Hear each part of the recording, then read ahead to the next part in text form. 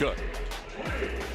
Casey Mize gearing up for his 4th start in a Padres uniform, of course acquired at the trade deadline to help stabilize this Padres rotation. His first start, of course, a bit of a rough one, but in the previous 2, he's really been able to settle down, find some consistency, and provide 2 consecutive quality starts himself, looking to make it a 3rd in a row, allowing just 2 earned runs across 12 innings. I talked to the manager, Craig Stammen, earlier today to get his thoughts on what has helped Casey Mize settle in here during his time in San Diego. He's a really good pitcher, and I think, the first outing was just, crazy, a lot of events all at once for him, and changing organization for the first time in his career, and, not really, knowing what that's like, but I think, he's kind of settled in, gotten his routine, and got involved in the clubhouse with the guys a little bit, and is starting to feel really comfortable, and we're seeing, good results out on the mound, too. Padres looking to keep it rolling today against the Twins as they seek the series win from Petco Park. First pitch is coming up next. Enjoy the game. Ships with a heart. Ooh. High drive, deep left field for Todd France. Larnach is back, he is looking up, and it is long gone. Viva la France! On the ground right side, and right center field base hit. Here comes Hayes around. He will score to put the Padres on top 3-2. This is to right center. Around from second base comes Tatis. He will score. Right now it's a party at Petco Park. It was indeed a party here last night, as the party in the park was also on the field as the Padres victorious. Here's a look at our drone cam presented by Big Bully Turf. And another beautiful night here, early evening in San Diego.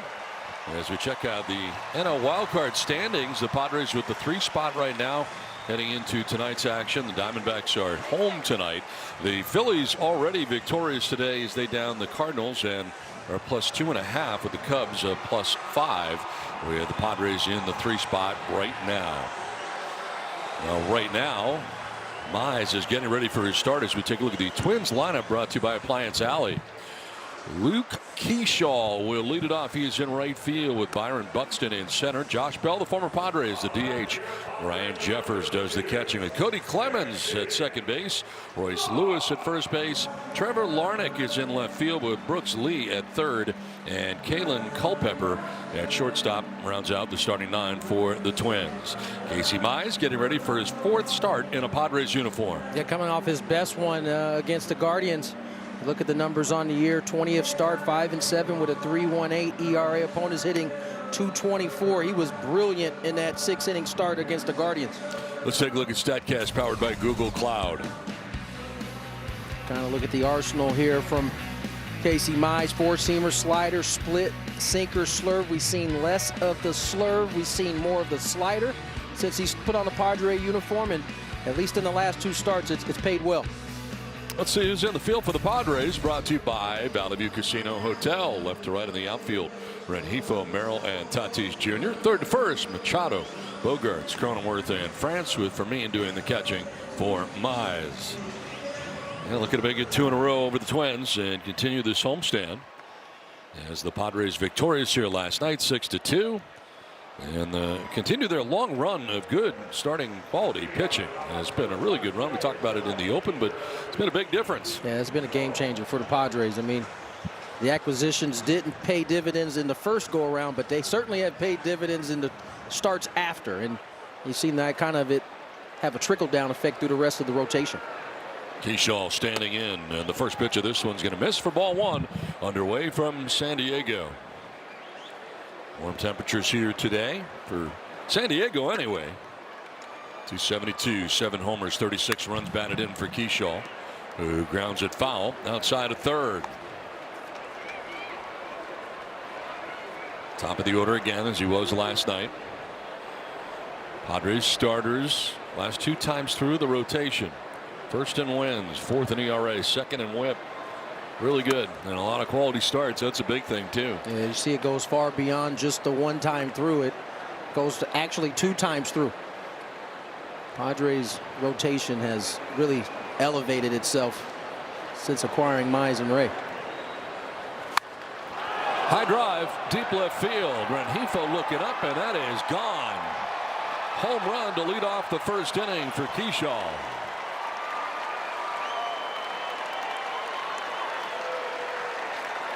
Just talked about seeing the slider from Mize just a tick up here from what he had been doing in a Tiger uniform, and he hangs this slider, unfortunately. Missed with the previous one. This one just kind of spins right in the middle of the plate. Kershaw, the leadoff homer for the Twins. So the 1-0 advantage. Here is Byron Buxton. We talked about him last night. Really the face of the franchise right now for the Minnesota Twins. He's made it pretty clear he doesn't want to go anywhere. His name has been talked about a few trade deadlines in a row now, and it's not something he's interested in. Wants to stay in the Twin Cities. This is popped up right side. Ty France will make the catch for out number 1.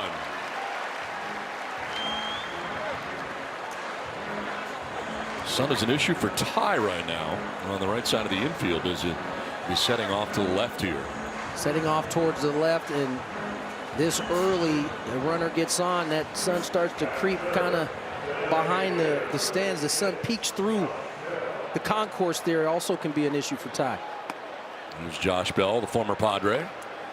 He's been DHing quite a bit. Of course, he played some first base here for the Padres. 257, 17 homers, 77 runs batted in for Josh. After spending a lot of time in Pittsburgh with the Pirates, has really been well traveled since then. His 7th different major league team right now.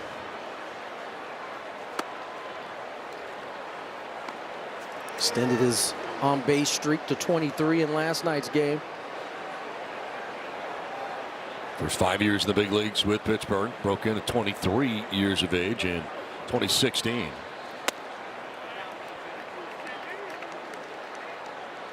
And in San Diego for 53 games back in 2022.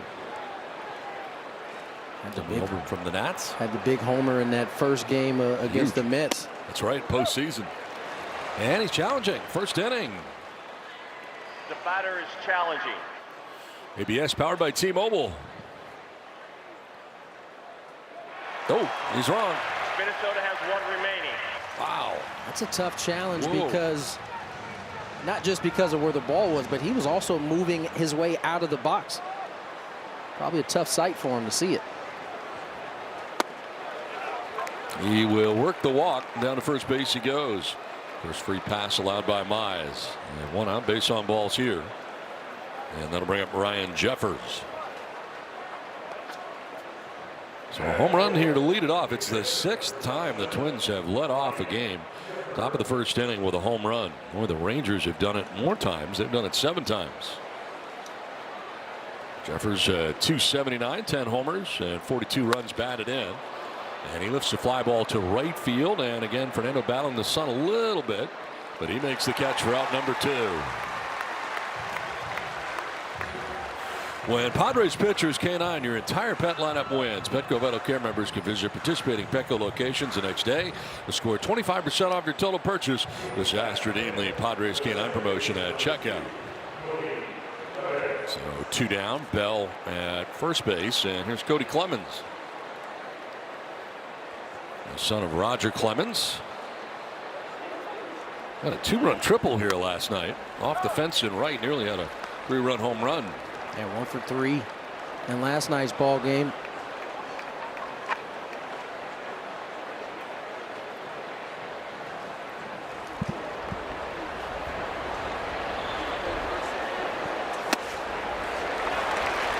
Clemens with 10 RBIs in his last 9 games. Hitting right in the middle of this lineup for the Twins.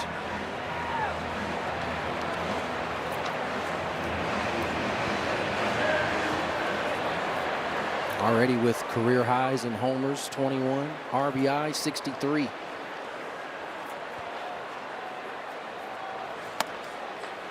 And his numbers already better than his brothers.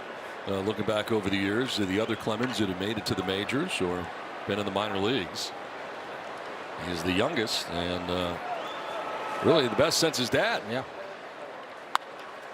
Reaches out, lifts it to left field, sending Rengifo over and back to make the catch and run the first inning. Leadoff home run for Keyshaw as the Twins on top 1-0.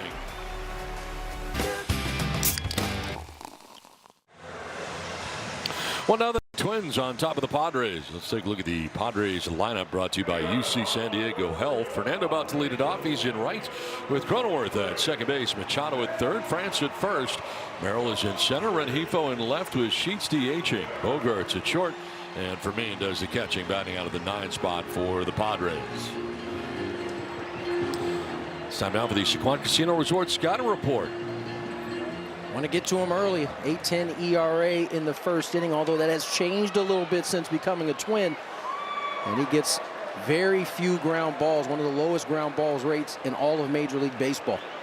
Dean Kramer with his first pitch in there for a strike to Fernando. Yeah, he came over from the O's to the Twins and has been a different guy, which is a good thing for the Twins.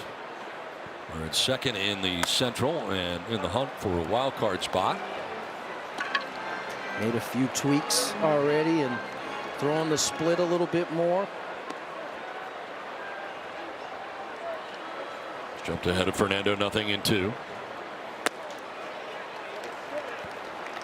Score a free jumbo jack from Jack in the Box after a Padres home run with a purchase of a large drink.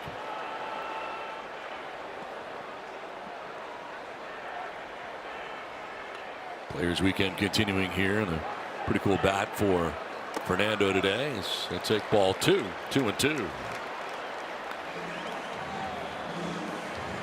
All weekend you'll be seeing a lot of different stuff. Players showing off their personalities. Some really cool designs on this Padre team.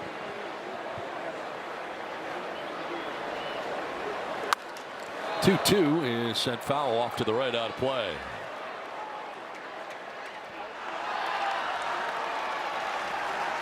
So here's the difference with Baltimore. 36 innings is 6.50 ERA. It's 17 innings with his new team.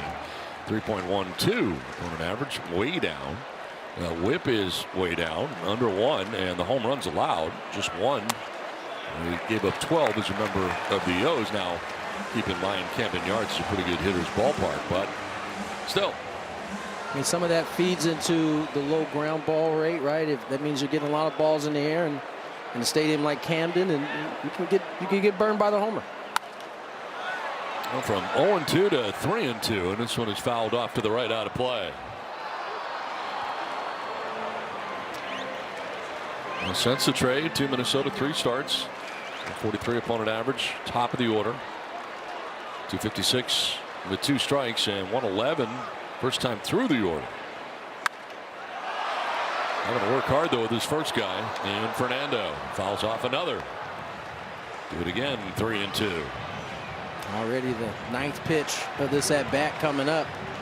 He saw 11 total pitches and 4 at bats yesterday. Very aggressive.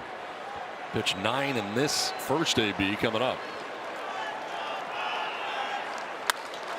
To center, and Byron Buxton back a step or 2 for out number 1.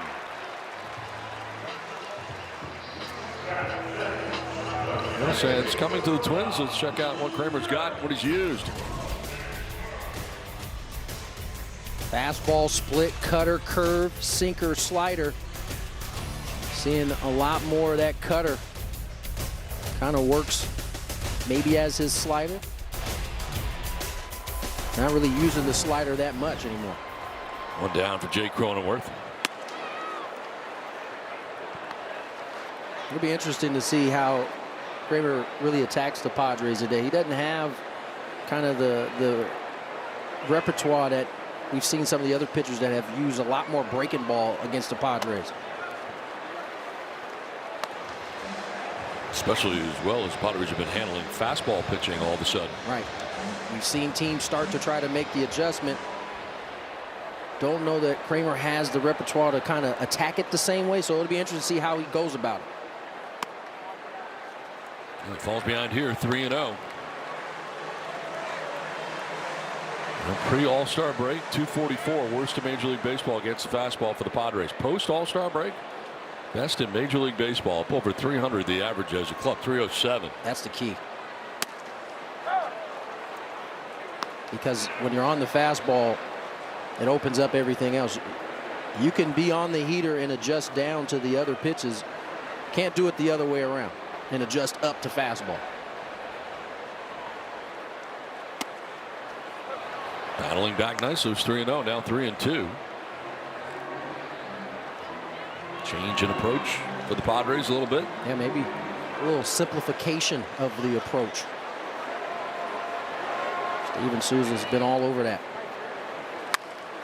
Hooks it foul. And we'll do it again here, 3-2.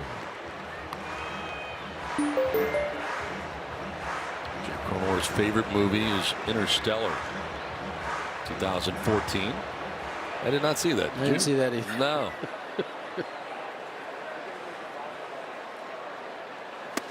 Swing and a miss. Comes back to strike out Cronenworth. He was down 3-0 before coming back to get him. First strikeout of the night for Kramer. 2 down.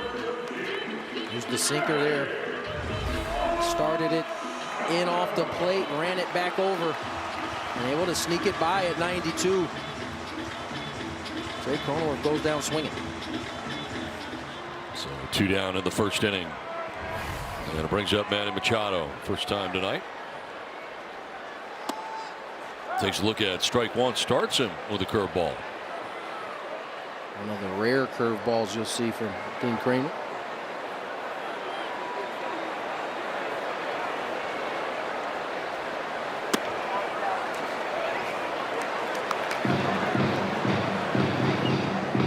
One, the right fielder dealing with the sunshine of the moment.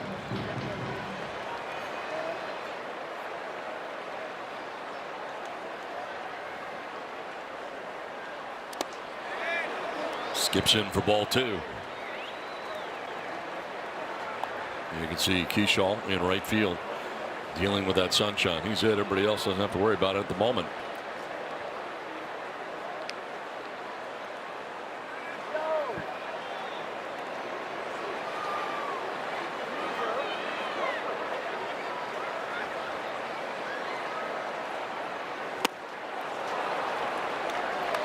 Back-to-back 7+ pitch at bats for the Padres. Spin. Fernando and Cronenworth. And last night, only one 7 or more pitch at bat the whole game. They were very aggressive last night. Frelick was in the zone a lot more. I think the Padres knew that going in and really kind of took advantage. Full count here again with Ty France waiting on deck. Kramer's a vet. He's a little more savvy, less likely to give in.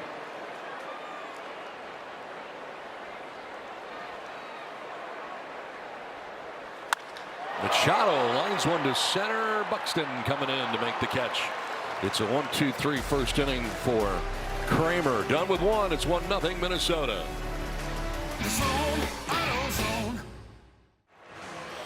1-0 Twins have a lead over the Padres. Scoreboard is brought to you by UC San Diego Health.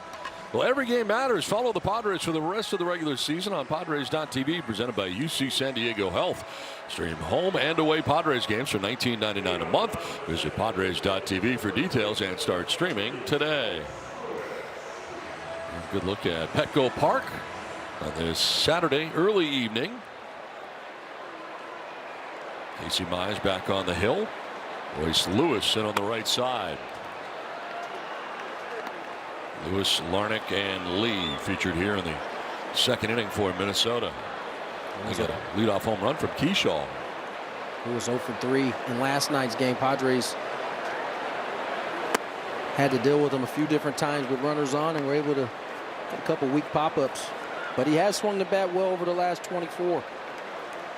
312, 8 doubles. It's been healthy too. Pops it up. Cronenworth at second base. A stagger, but he's there to make the catch for out number 1.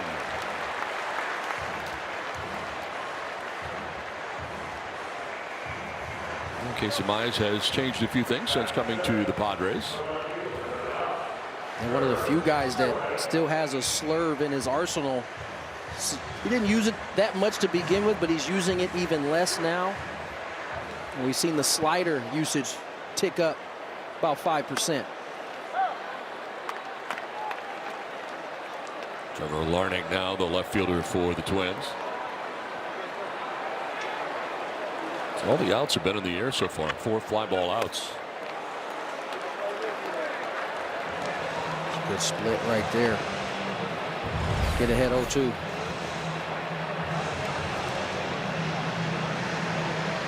Just drops off the table. Yeah, not a lot of. See that the spin on it. Rotation gives it a fastball look. Only to have that bottom fall out.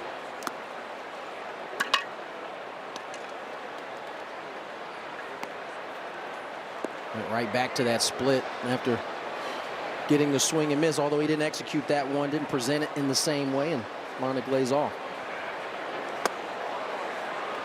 Did he go? No, he did not. I'm going to check with third base umpire Brian Walsh. You test the discipline, get ahead 0-2 the way Mize did. You can afford to go back to it a second and third time.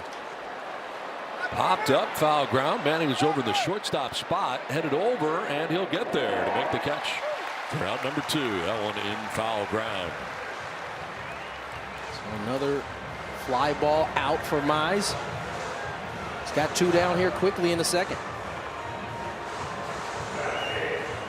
After the 3 splits, he came back with the heater and does make the hitter a little gun shy. He had to fight to lay off of that 3rd split, and all of a sudden that 4-seam heater gets on him a little bit faster. So everything's been in the air, as you mentioned, for Mize, really for both starters. The 3 outs in the first inning, 2 flyouts. Fernando and Machado wrapped around a strikeout of Jake Cronenworth. So nothing on the ground yet. And there's a fly ball to left field, sending Rengifo back onto the track at the wall. Gone. Brooks Lee with his 19th home run of the year. Another solo shot for the Twins, and they take a 2-0 lead.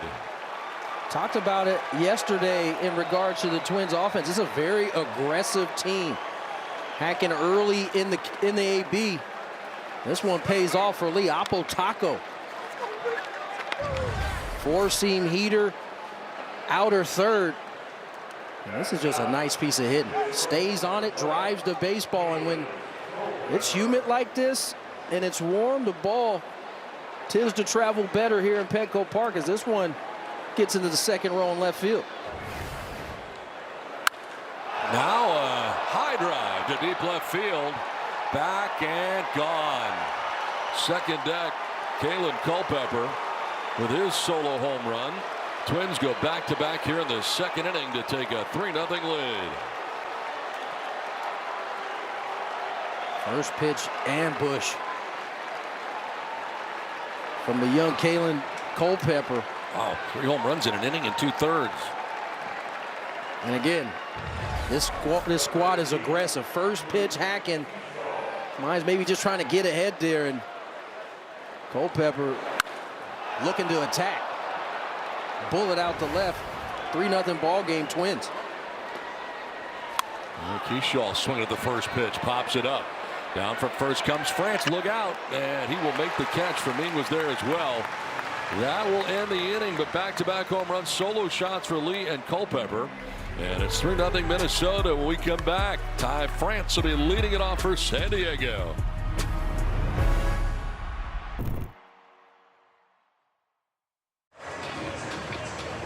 Padres down 3-0 as we take a look at that UC San Diego Health scoreboard from Petco Park. Now, Padres offense, we know, no runs yet, but we know that their offense has been looking pretty different than what we saw in the first half. Been amongst the best in baseball, but we want to hone in on something specific. It's what they're doing when they have 2 outs. I talked to the hitting coach, Steven Souza Jr., to ask what's been behind their success in that area, and he said it's about less of changing their approach with 2 outs and more about not trying to do too much and to keep passing the baton. So instead of feeling like you need to hit a home run to keep an inning alive, focus on taking a good at bat, short, easy swing, and leaving the box better than you found it for the next guy that's coming. It's a mindset that has helped them extend innings and give the next guy an opportunity. So hopefully we'll see some of that on display tonight. But Tony, I want to ask you, you know what it's like in the box, and from a hitter's perspective, I have to imagine it's tough to balance that, keeping that pass the baton mindset with becoming too passive at the plate. How did you navigate that? This time grounds out to short here. I think it kind of takes care of itself when, and you kind of hit it on a little bit, Mary Louise, in terms of not necessarily changing the approach, but just trying to have a good at bat. And when you can simplify things as a hitter, good things tend to follow that. It's the trying to be very specific, trying to go up there and get a hit, or trying to hit the ball out of the ballpark. Those things usually present themselves when you're trying to do what's right in the at bat. One down in the inning, and Jackson Merrill swings to the first pitch, drives it out to deep center field. Back goes Buxton, looking up, it is gone. Little Merrill madness to center field. Padres are on the board. Love to see it. Jackson in a bit of a mini funk the last couple of games, but gets the hanging split in the zone. And that's a key for Jackson. When he's attacking the zone, good things like this happen often. Hanging split, deepest part of the yard, no problem. That ball got into the second tier behind that first Toyota area there. That was the Dirt Cam presented by Murray Lampert. Design, build, remodel.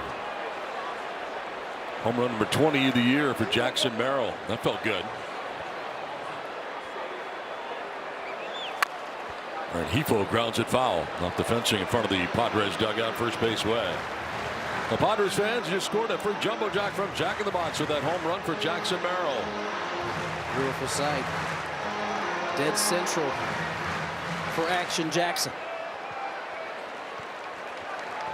Luis Hifo with one down, bases empty. Skips well in front of the plate. Slider that broke off early.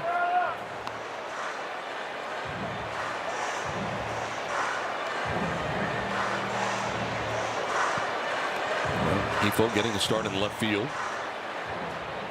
In the infield, but in the outfield, he can do anything. His major league career's done everything but pitch or catch. Otherwise, he's got it all covered. That's pretty valuable right there to have a guy like that. And also swinging the bat as well as he has for this Padre ball club. Now for Jackson Merrill, his second 20 or more home run season of his career. At 24 back in 2024.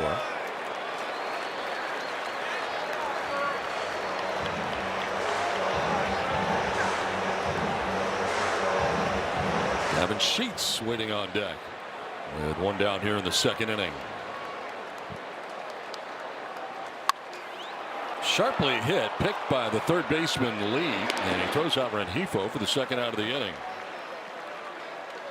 So two down here in the second. I think this year for Jackson has been especially impressive because he's had to kind of persevere through some things. I think in 24, it was probably as perfect of a rookie season as you can have. Kind of nicked up most of the year last year. This year, healthy, got off to a slow start and has had to kind of grind his way where he is now. I think there's some value in that for Jackson. Gavin Sheets takes a strike. Battling the plantar fasciitis a little bit, and playing time has been down recently. A lot of it not being able to play defensively. And DHing quite a bit when he does get starts. I've seen a slew of lefties too. That also kind of has taken away some of the at bats. But yeah, he's battling through that plantar, which is no joke, by the way, especially if you're a big guy like himself. You ever have it? I have. Oh. Not fun. Painful? Yes. Very painful.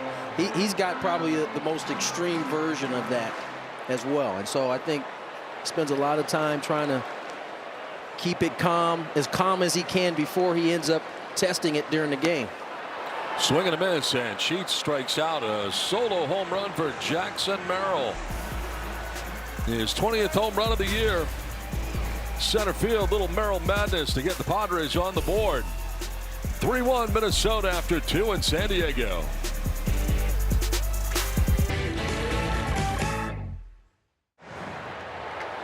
Twins have the lead over the Padres as we move to the third, and this is not a great sight. No. As Mark Rogo, the head trainer, headed out with Craig Stammen to check on Casey Mize, who just finished warming up, and he was done and ready to go in the inning, and now they come out and check on him, and he is.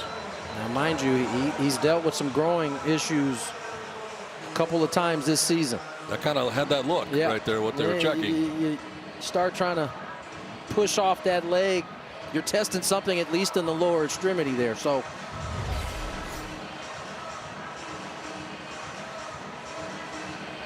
they throw down and then they come out. It looked like. I mean, just from that angle right there, looked like Ricky Huerta was already standing at the steps there. So maybe they were tipped off a little bit beforehand.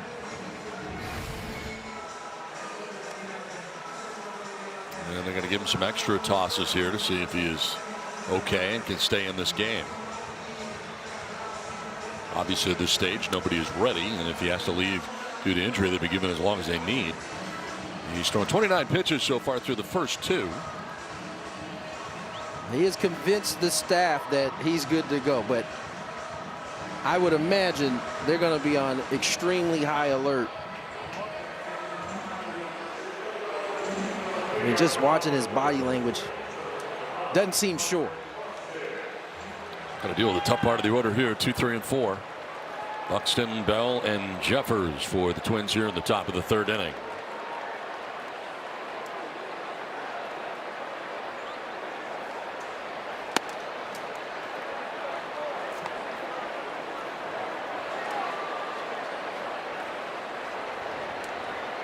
Last time that Mize allowed 3 home runs in a game. You got to go back to August 4th of last year, and it was against the Twins. Yeah. He's had some struggles against the Twin Ball Club. Allowed just 2 home runs in the last 6 starts combined, and he's given up 3 so far. There's a fly ball to deep left field. Rengifo is back at the wall. It'll stay in the yard. Ended up stepping in front of Merrill on the warning track as that thing moved around on him. But he recovers, and it stays in the yard for out number 1. And the trend continues. Every out for the Padres, and Casey Mize has come in the air.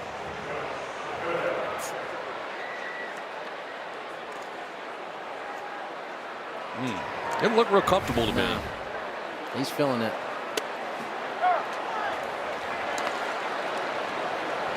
And if he's at all kind of trying to protect himself there, other things can pop up, and I'm sure that's what the staff is probably thinking about right now. When you compensate? You compensate, maybe trying to protect that area. You're hoping that nothing else pops up because of it.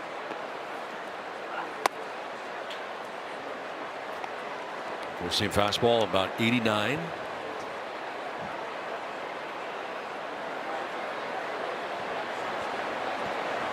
The ball's in a strike here to Bell. Walked in the first inning.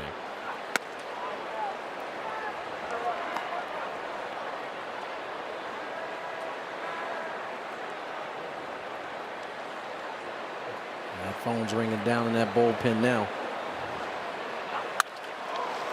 Hot shot to the backhand. Cronenworth's got it. He'll fire to first to retire Bell. 2 down in the 3rd inning. So gets the 2 outs.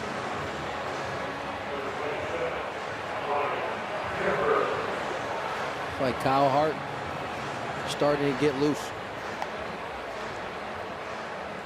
It is Hart up in the pen. That's the first ground out, by the way. Yeah.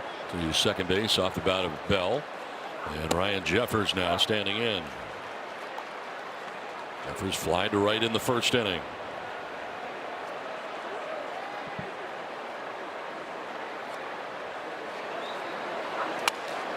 Off the end of the bat, lots of spin, and it'll stay foul.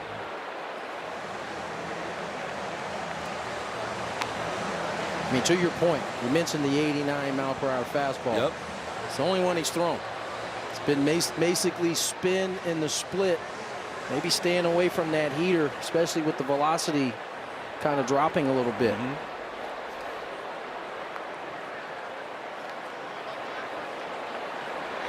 Threw another fastball to Buxton that was also in that 89 range. Very much under the watchful eye over there of the head trainer, Mark Rogo. Rick Stammen and his pitching coach Ruben Niebla. And that one bounces in well in front of the plate. That was a split.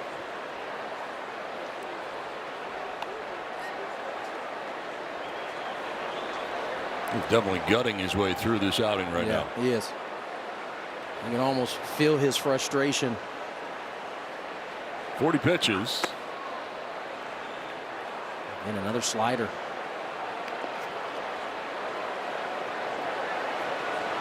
Only the 2 fastballs in this inning from Casey Mize.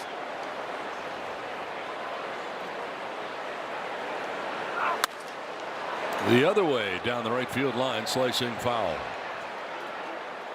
There's 91 there from him on the heater. Closer to the range he's been at. 92. There it is, the four-seamer. First in this sequence. Pitch 6 coming up to Ryan Jeffers.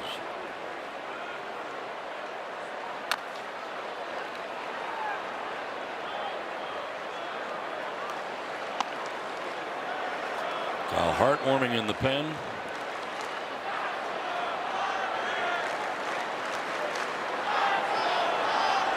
Fourth start in a Padres uniform for Casey Mize.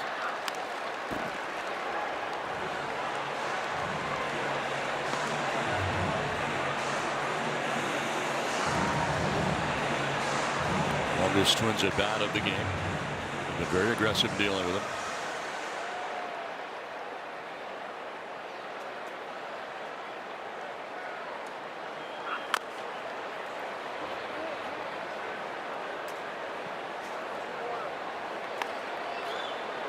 Jeffers dragging this AB out a little bit here.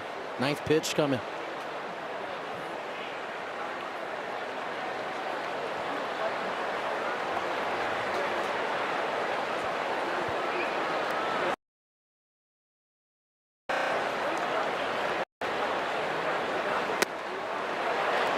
Missing away, full count. There's slider. Lefty Clemens on deck. You wonder if this could be Mize's last hitter. Line to left, and that is quickly by Rengifo to the fence on a hop. Heading for second is Jeffers. So is the throw. It will be late, a double. And that one just off the mark a little bit on the throw to second base. It's on line. They may get him, but Jeffers with a 2-out double. Left to split up, and Jeffers hammers it. And now here comes Craig Stammen and Rogo. So in order for them to give the next pitcher as much time as possible, it's got to be an injury, and that's why you bring your trainer with you. But I'm pretty sure Kyle Hart's pretty close to ready. He's been up long enough in the pen should they go in that direction, and they are going to go in that direction. So we've got a pitching change here from Petco Park in San Diego. Casey Mize unfortunately walking off the mound.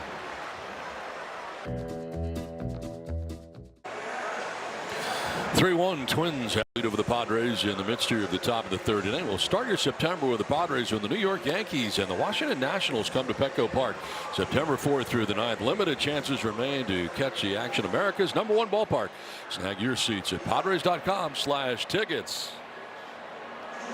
And just leaving this game was Casey Mize. As he departs, Kyle Hart will be given as long as he needs to get ready. But again, he had been warming up in the pen. So Mize averaged 92.5 on the four-seamer in the first inning, and then in the third averaged 89.9, and definitely it seemed something was bothering him and down a few ticks. When we saw him come out, or when they came out to check on him the first time, you saw him really trying to use that push leg off the rubber. And so that would make sense if that's the leg that is giving him the issues, that you'd see a little drop in velocity there. And he didn't throw a lot either. That was the other thing. He stayed away from it. Kind of stayed away until the end there. I think he had thrown enough breaking balls to kind of get it into the hitters' heads. He was able to use the fastball a little bit more before he came out of this ball game. But certainly hoping that it's nothing significant for Casey Mize. So he departs after 2 2/3, 4 hits. He's responsible for Jeffers at second. So far charged with the 3 runs, all home runs, 3 solo shots off of Casey Mize tonight. And Cody Clemens stands in against Kyle Hart with 2 down and a runner at second base here in the 3rd inning.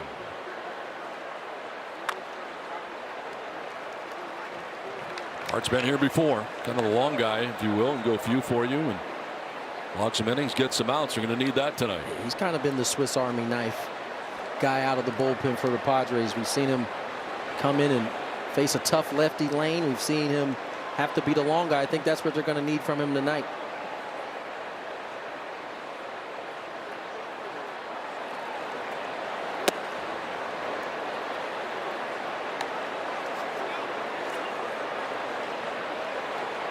Last 3 outings for Hart out of the pen. Punch is high in those last 3. Been racking them up.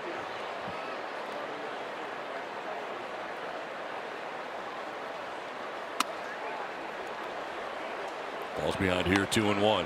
3 straight sinkers there. He got Clemens to attack the first one, but those pitches are still useful. Kind of loosening Clemens up to maybe get something away from him here. Are working on the extreme third base side of the rubber. Ties him up, 2-2. Good sinker. Right back to the sinker. Lane changer. And that's the toughest part for a left-handed hitter facing a left-handed pitcher, when he has something that moves inward on your hands. You have to respect it, but you also have to be able to tell what's the strike, what's the ball, because he's just going to keep putting it there on the inner half and letting it run off.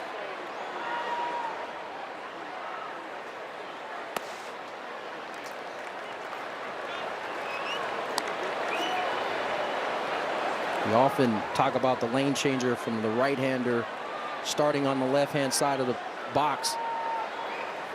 Kyle Hart has that from the left side. Got a lane changer that will start away from a lefty and move over back to the outside corner. So this is the 5th time this season that Hart has entered a game in the 3rd inning. This has kind of been his role. Yeah. First half of the season, when the Padres weren't getting the quality starts or the guys going 5 innings, he was the guy that came in a lot of times to kind of keep the game where it was.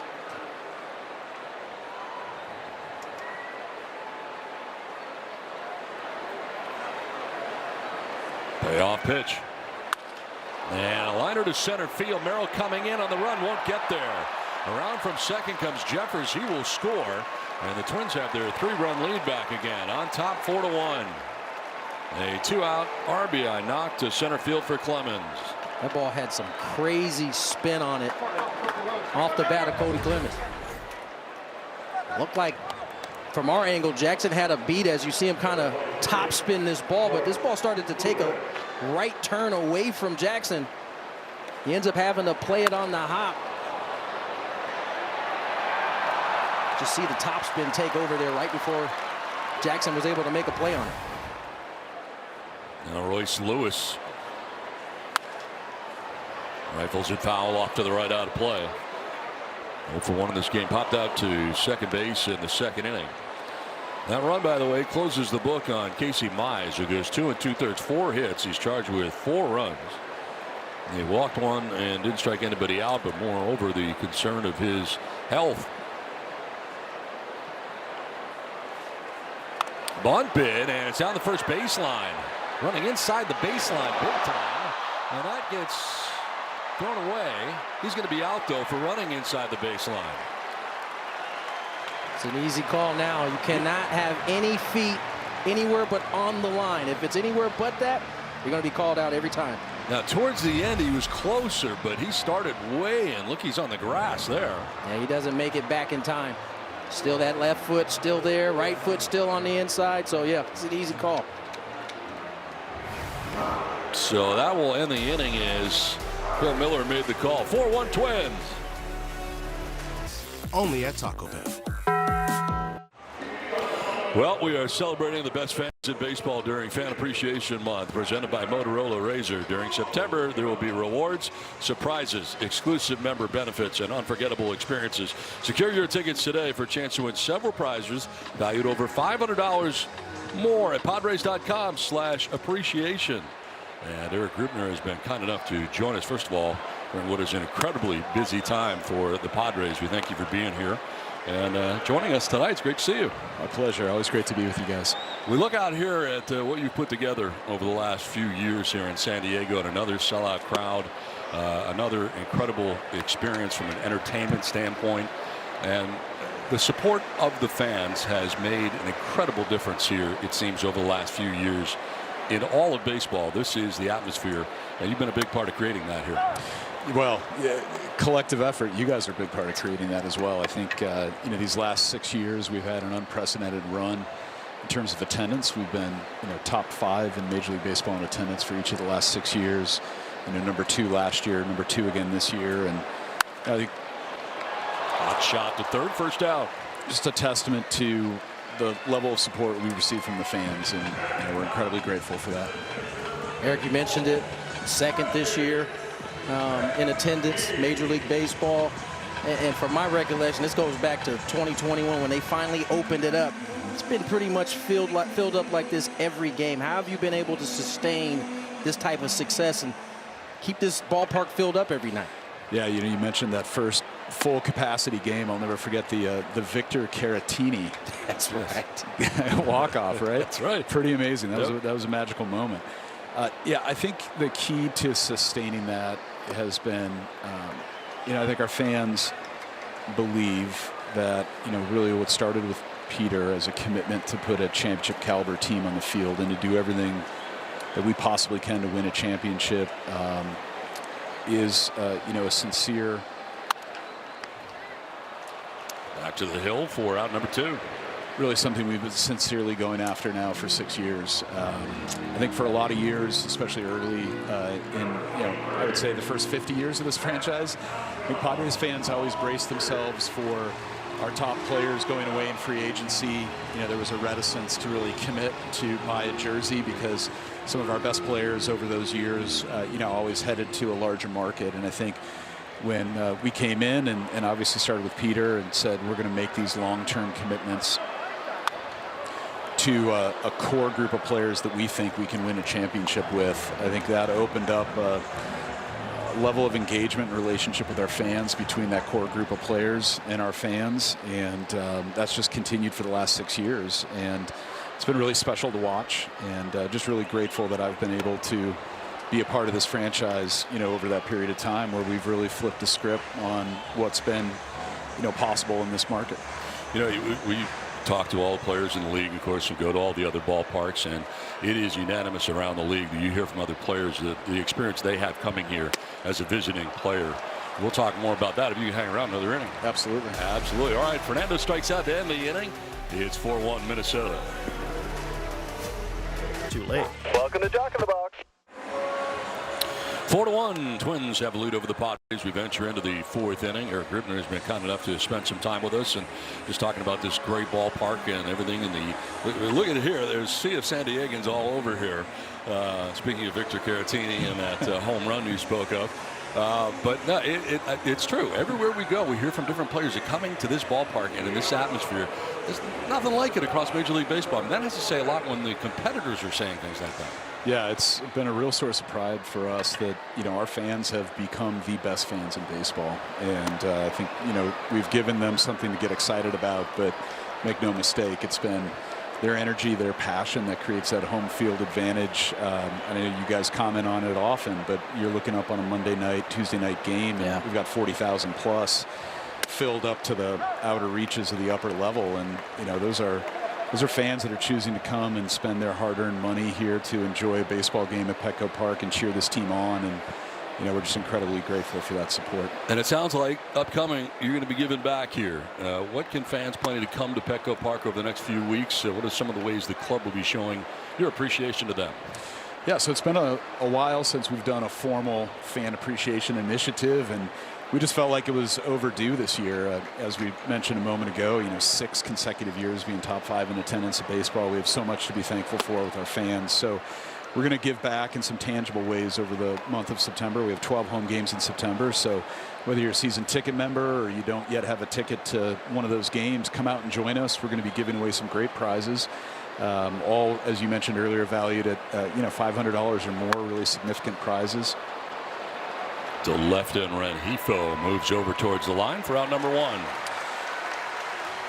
So you get to come enjoy a Padres baseball game here at beautiful Petco Park. And while you're here, for those that are in the ballpark, you're eligible to win one of these great prizes. And we're going to be determining winners for multiple of these prizes during each of those 12 remaining home games. And then on top of that, we're also going to have a number of surprise and delight moments and appearances by Padres alumni, leadership, broadcasters, which, by the way, I was remiss to not congratulate you out of the box here on being back-to-back #1 broadcast team in baseball. Well done, Don. Thank you, my Tony. friend. Thank you. Appreciate you. That's impressive. Thank you. Yeah. We're excited. Film star, movie star. I've done a few films. Back-to-back #1 broadcaster. I mean, is that like the equivalent of an EGOT right there? I don't know what it is. This is a gapper to left center field, though, and over is Merrill to pick it on the backhand. Heading for second base is Lee, and he'll slide in with a double with 1 away. So yeah, we'll have a lot of really special things going on over the month of September, those 12 home games. And if you're a season ticket member, it's even better. We're going to put $25 of loaded value on our season ticket member accounts, up to 6 seats for every seat they have on their account. And just meant to buy them a meal and a beverage at some point over the course of September. So come to any of those 12 games as a member, and you can use that loaded value. And it's just, once again, a tangible way to just say thank you for all the support we've received from our fans. We talk about the wait list a lot, too, night in and night out during the broadcast. Fans can get on that as well. But there are some advantages to that, and especially when it comes to postseason stuff coming up. Yeah, absolutely. So if you are on our wait list as a member, you get access to an exclusive pre-sale for the postseason. And I think everybody who's, we've been in the postseason 4 of the last 6 years, back-to-back postseason appearances, and, those tickets sell fast. So if you're not yet on the wait list, we did cap season ticket memberships for the 4th consecutive year. So that's your one opportunity to get access to playoff tickets. Now, we got the trade deadline. Obviously, you guys were able to go out, acquire some pretty big pieces to help this team down the stretch. At what point was it the decision made to go for it? I think our default is to always go for it. I think we've proven that in spades over a number of trade deadlines, and sort of the weight of inertia and everything that we want to do leads us in that direction. But this team, was kind of hanging there on the precipice 2 weeks out of, can we be a playoff team? And then they just turned it on, began playing some of our best baseball under Craig's leadership and the other coaches, started to show what this offense is capable of doing. I think that said a lot. It made our decision a lot easier going into the deadline, that, we were already inclined to add and try to put together the best team we could for the home stretch. But, the way this team has played, got right back into playoff position, made it an easy decision. What's the message you have for the fans as you get ready for this stretch run and to the postseason up here for the faithful? Yeah, we need them. We need them as much over these remaining home games as any that we've played here in a long time, with the exception of postseason games. And so, these fans are amazing. We've talked about it. They bring the energy. Our players absolutely feed off of that. You talked about how opposing team players will comment on how this has become a hostile environment for them to play in, opposing coaches and managers. To third, and Machado for out number 2.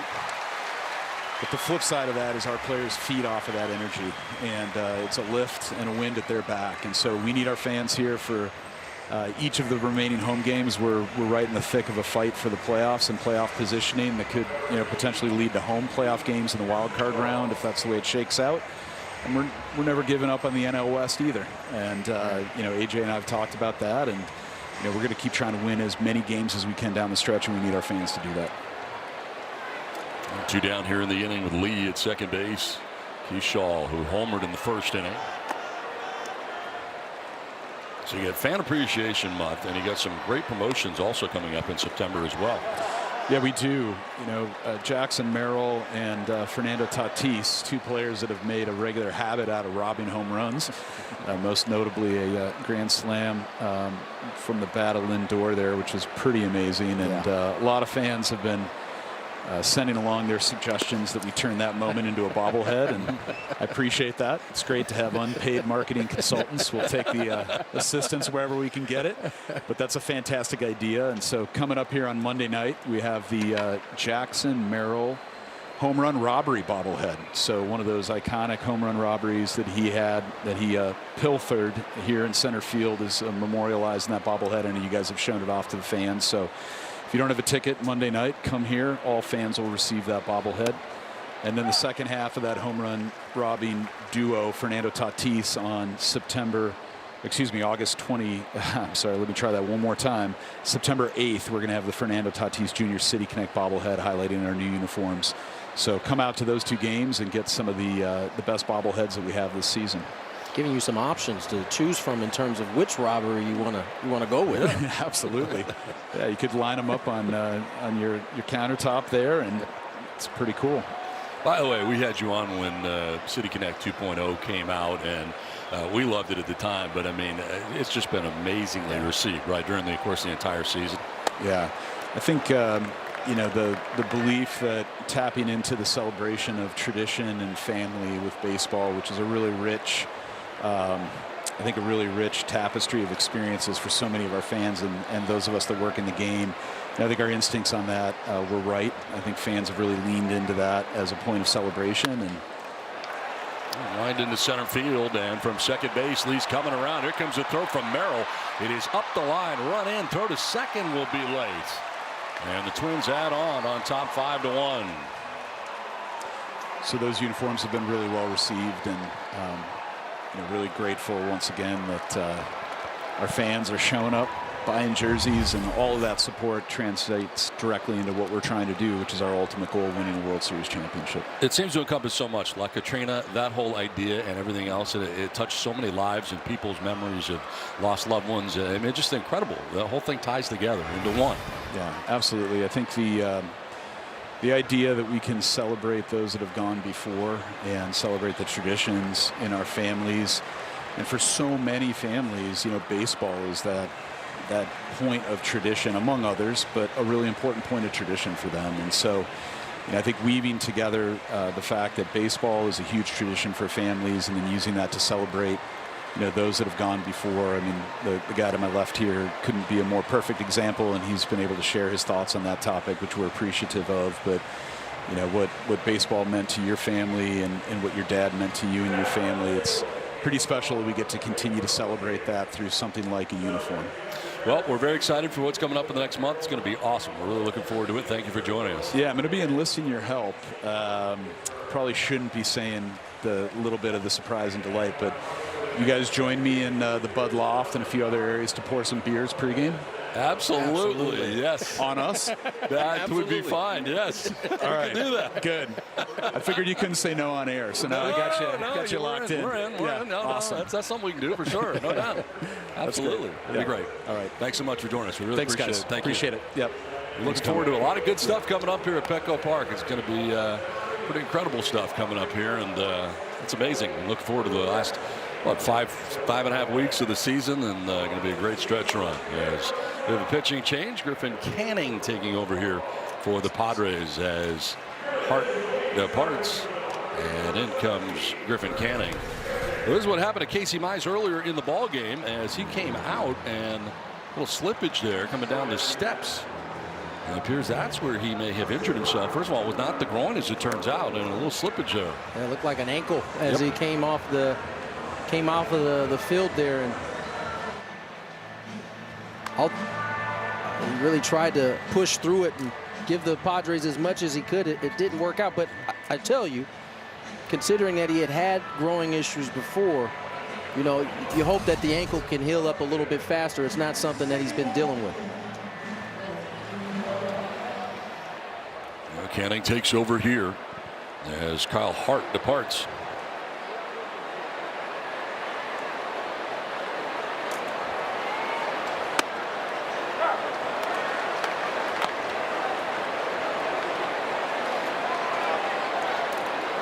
Numbers for Canning. 3-9 with a 6.50 ERA. Opponents hitting .280. 22nd appearance overall. Line and caught by the shortstop Bogarts to conclude the inning. 3.5 done, 5-1 Minnesota. San Diego County Ford dealers. Padres baseball is brought to you by UC San Diego Health, the official health care provider for the San Diego Padres. By your Toyota dealers, we make it easy. And by Cal Coast Credit Union. Do you have a question that you would like Don and Mud to answer? Scan the QR code or visit calcoastcu.org/baseball for a chance to have your question read on air.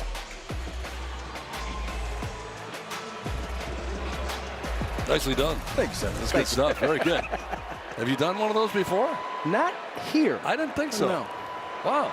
Well, congratulations. Thank you, sir. Jay Cronenworth leads it off here in the 4th inning.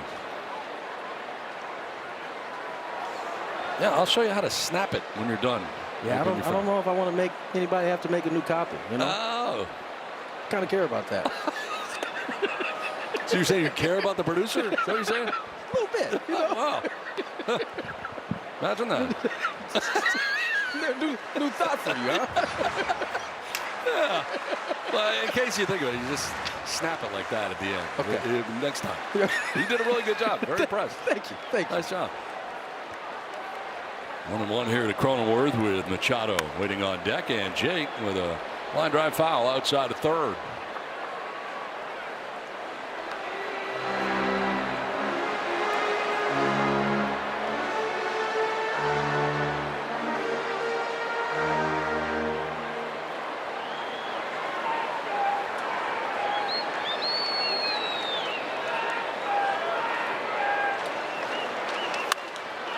Popped up, foul off to the right as Lewis goes over towards the stands, and one of a play.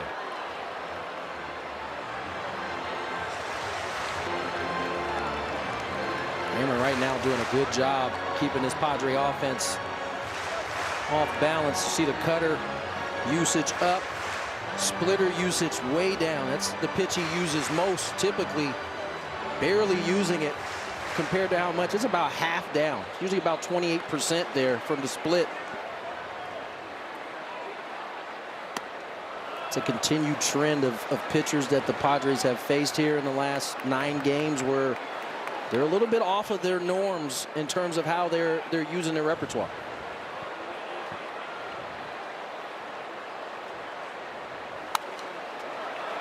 I'm sure you hate to do it as a hitter, but you got to credit the pitcher on that. Absolutely. Huh? He's zigging when you're expecting him to zag, right? And making adjustments. Right. I think it plays into that fastball number we showed earlier. The Padres on the fastball, teams are a little less, likely to go to it right now with the Padres hitting it so well. Foul tip held onto for strike 3. 4th strikeout for Kramer. First out of the 4th inning.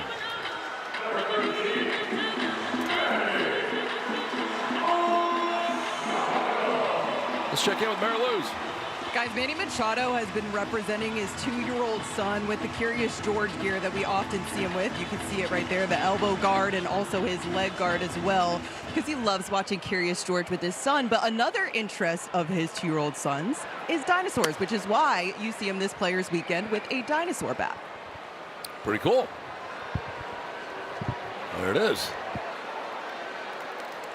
I like Curious George too, by the way. Yeah, it's a good one.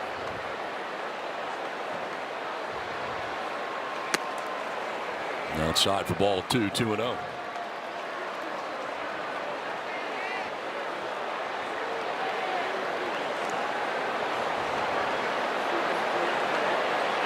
Kramer's been working on the first base side of the rubber. And ran away, 3-0 down to Manny. There it is, better look.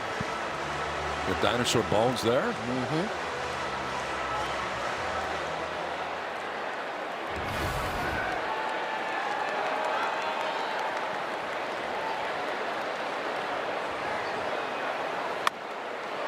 Ball 4, and a 4-pitch walk for Machado. Breaks up a string of 6 in a row, retired by Kramer. Only the second base runner for the Padres all game. One out walk to Manny will bring Ty France to the plate. That's the 5th 3-ball count that Kramer has endured, but the first walk that he's allowed in his outing. And that does bring Ty France up here. Grounded out to short in the second, 0 for 1.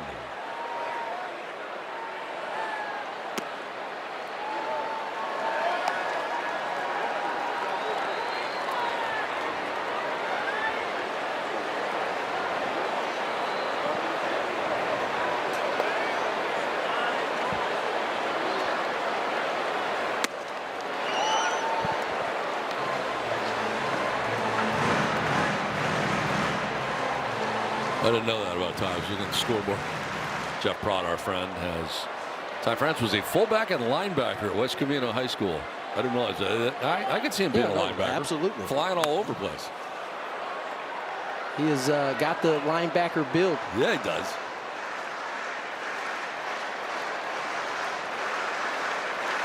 Ty having a terrific season all around for the Pods this year.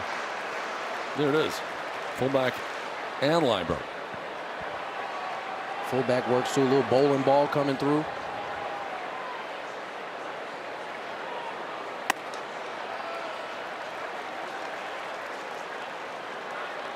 They have officially announced a right ankle sprain for Mize. That's why he left the game. Happened on the dugout steps, as we showed you, coming off the field. One of those weird things. Yeah. It's unfortunate. I guess I don't know if it's more annoying that it doesn't happen during the game or like in the game. Yeah. You know, in competition. I don't think it matters. No, it's still bad. Yeah. You're probably irritated more because it happened. You're done with the actual job and we're coming off the field. But being hurt sucks. This is not fun, really. Especially considering he spent some time, you know, on the IL this year. And he's throwing the ball well, so, I mean.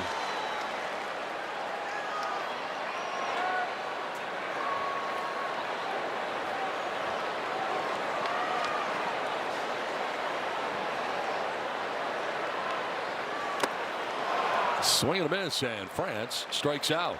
Out number 2 of the inning, 5th strikeout for Kramer.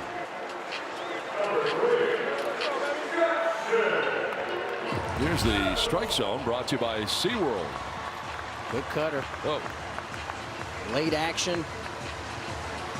Kind of got some downward movement to it as well as it gets Ty over the top. 2 down, Machado at first for Jackson Merrill, who has the only hit for the Padres. Left the yard, a home run to center field. Back in the second inning, his 20th of the year. Kramer's basically taken the cutter and the split and how he usually uses them and flipped them.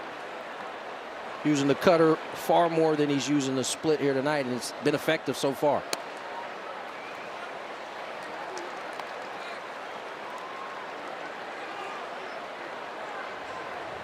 Joins Pete Crow Armstrong and C.J. Abrams, only players to record 20-plus home runs, 20-plus doubles, and 20-plus stolen bases this season. Abrams was just placed on the IL. So swing and a miss. There's that cutter again.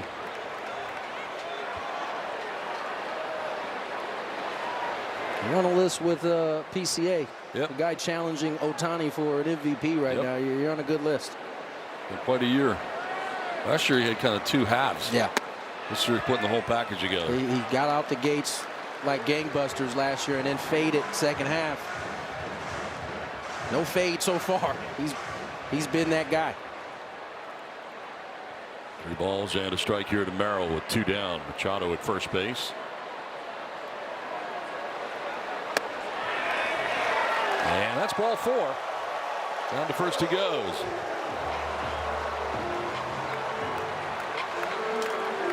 Now a quick word from Prize Picks.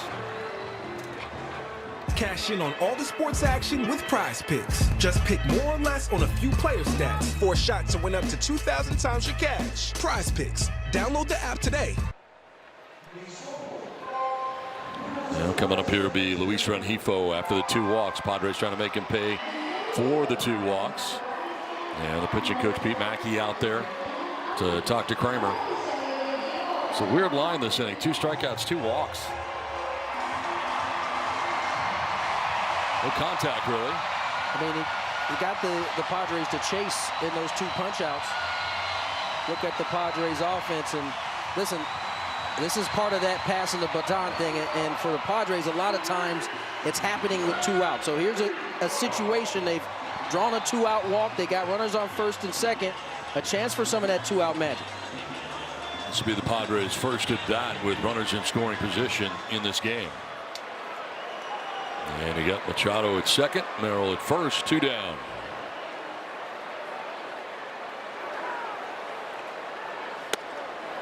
Strike 1. Here's a look at our Disney Cruise Line cruise cam.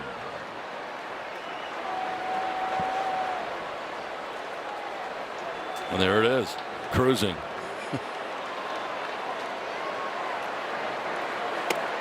Strike 2. 4-seamer, 92. And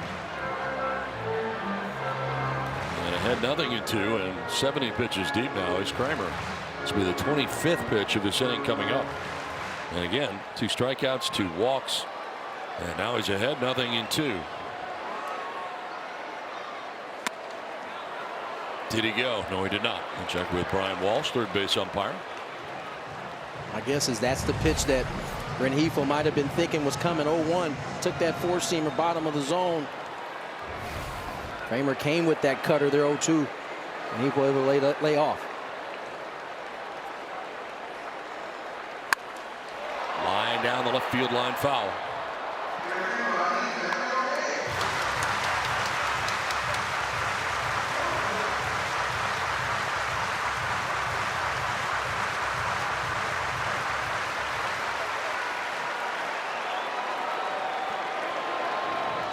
Machado at second, Merrill at first. Here's a 1-2 pitch to Rengifo. On the ground right side, Clemens at second base will fire to first for the out. It'll end the inning. The Padres cannot do anything with the 2 walks. It's 5-1 Minnesota.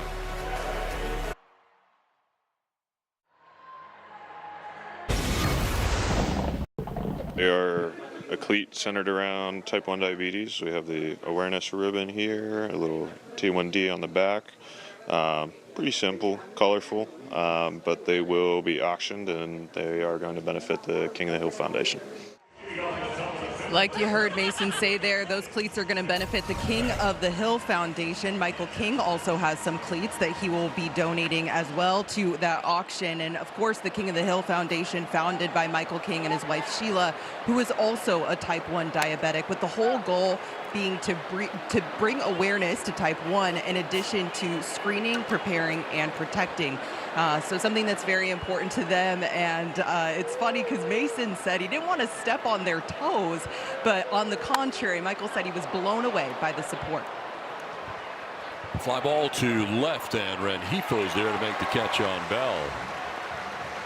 And Michael King has made quite the impact here already in San Diego in a few years of being here, and his wife Sheila both. And we thank them for all they do for the community. It's been great. No doubt. I mean, it shows a commitment from the King family to really have their foundation centered here and doing a lot of good things in the community, as you said. And 1 down in the 5th. Ryan Jeffers.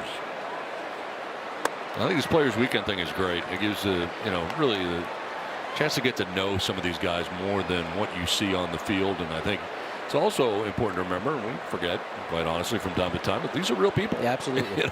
Absolutely. You see the results, and obviously you're rooting one way or another, but a ground ball base hit into right field, and Jeffers aboard with a 1-out knock, his second hit of the night.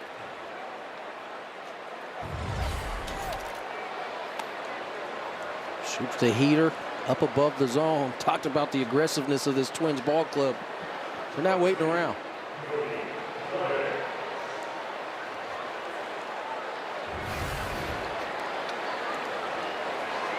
Brings up Cody Clemens, who singled in his last at bat with an RBI. And 1 for 2 night for him. Batting with 1 out, 1 on. And a pitch in there for a strike. So Canning is one of 14 pitchers in Major League Baseball this season who has made 11 starts and 11 relief appearances. is exactly 11 of each.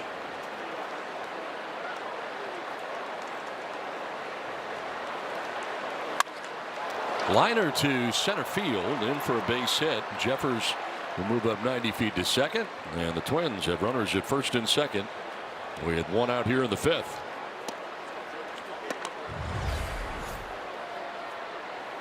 The fastball. That was with a nice stroke right up the middle.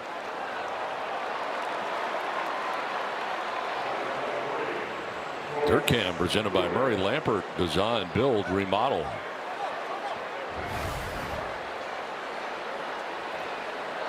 First and second, one out. Royce Lewis now standing in.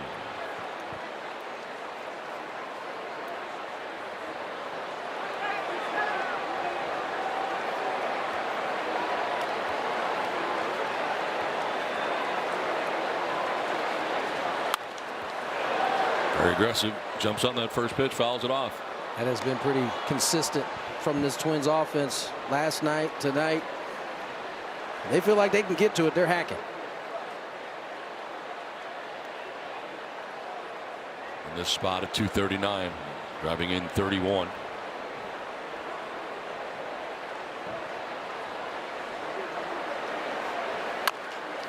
Chop left side slowly, and Bogarts will get it there just in time. Good stretch too on the other side by France.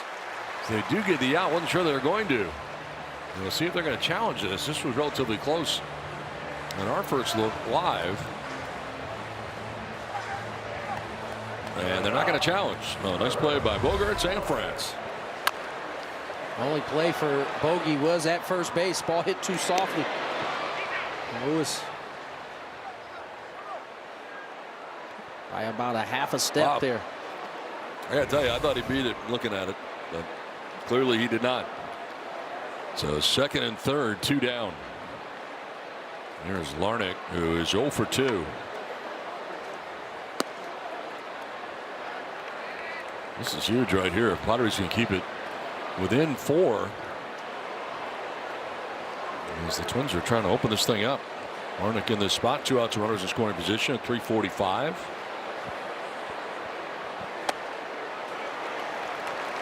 Good changeup from Griffin.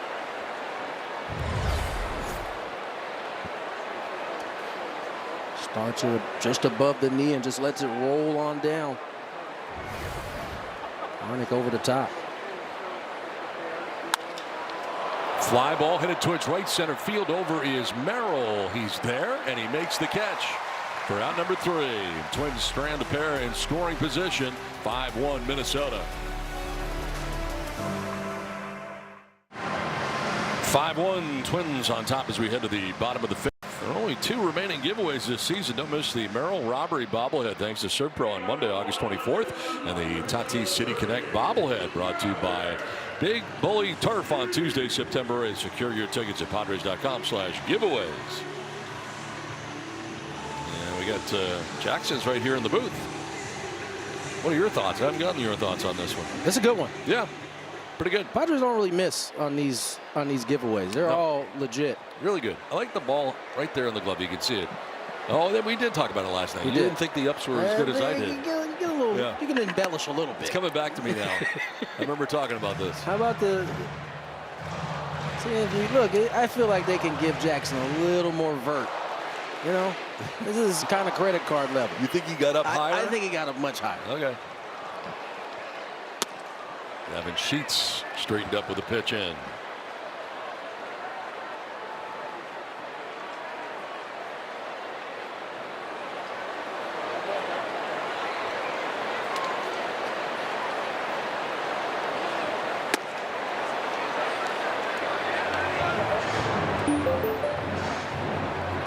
Gavin Sheets' guilty pleasure is watching reruns of Friends.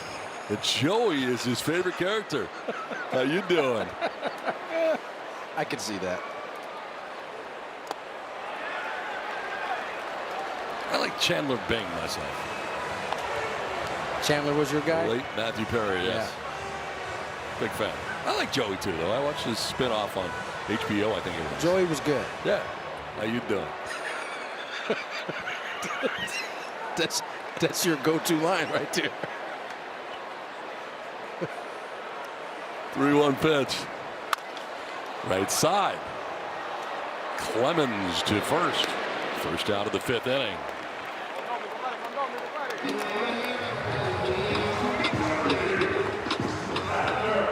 Xander Bogaerts lined out to third in the 3rd, getting his second look at Kramer. Kramer's next pitch will be 79 as he works with 1 out here in the 5th, and another good outing for him, really, in a Twins uniform since coming over from the O's. And the changes they have made have paid dividends, it seems like. And now Kramer 2 batters away from getting 3 times through this lineup.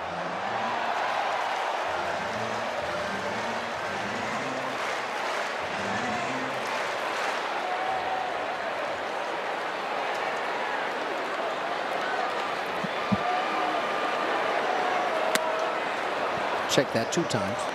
Working his way 2 times through the lineup. But so far, the Padres haven't put on much pressure. 1 hit, the 1 walk, or the 2 walks. Outside of that, it's been nothing.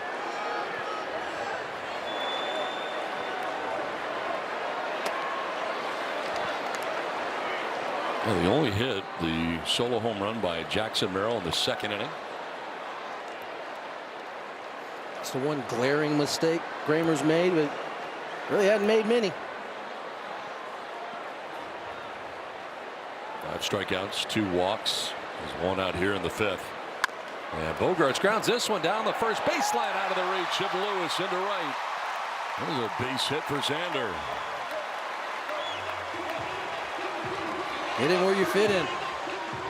Wasn't pretty, but right down that right field line. Lewis, heck of an effort. Almost comes up with this ball. They're just kind of pushing it through the right side. Gets it past the outstretched glove of Lewis. Pretty good bid, though. Yeah. 1 out knock brings the Furminator to the plate. Grounded back to the mound in the 3rd inning, 0 for 1. Shows bunt and offered at it.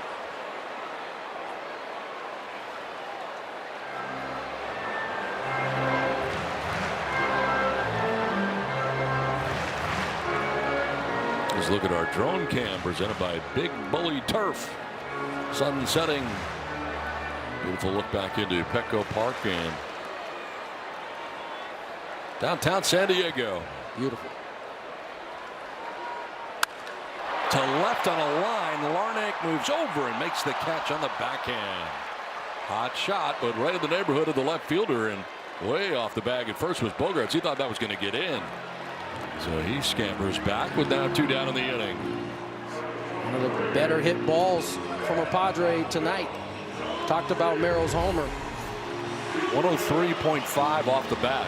That's cutter. Freddie all over it, but right at Larnach for out number 2. Kramer lets it. 2 down in the inning. Here's Fernando. His 3rd plate appearance against Kramer. Broken bat. Grounder squibbed over by the Padres dugout. Some of the bats down the 3rd baseline.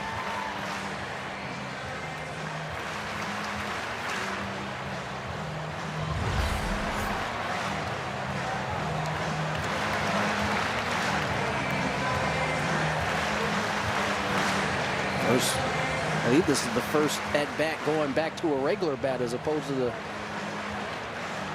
3rd cam presented by Murray Lampert. Design, build, remodel.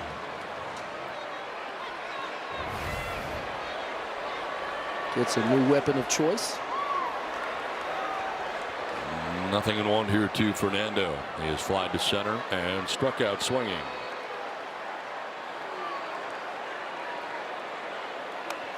Check swing, foul.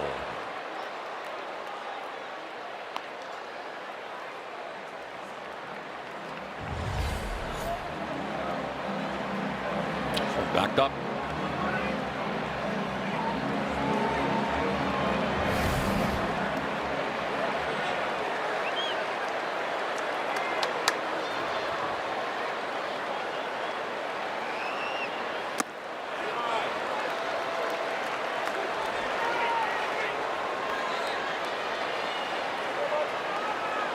Now look at the turnaround for Fernando the first 50 games of the year. No home runs, last 77, 15. But the batting average from 238 to 312. Slug. All impressive. Fly ball to left center. Buxton will take charge, make the catch. It ends the inning. We're through 5 with the Twins on top 5-1. Choose T-Mobile. Find yours. 5-1. Twins have the lead over the Padres as we venture into the 6th inning. We'll join the Padres for Hispanic Heritage Weekend presented by Blue Shield of California when they host the Arizona Diamondbacks. That'll be a huge series. At Petco Park, purchase a special theme game package for either September 25th or 26th to receive a limited edition themed hat. Visit Padres.com/Hispanic Heritage. Very important, you got to get a theme game ticket. You just can't get the regular ticket. No. You won't get the hat. You won't get it. On the 25th or the 26th. No exceptions. You got to get the theme game ticket. It's a thing.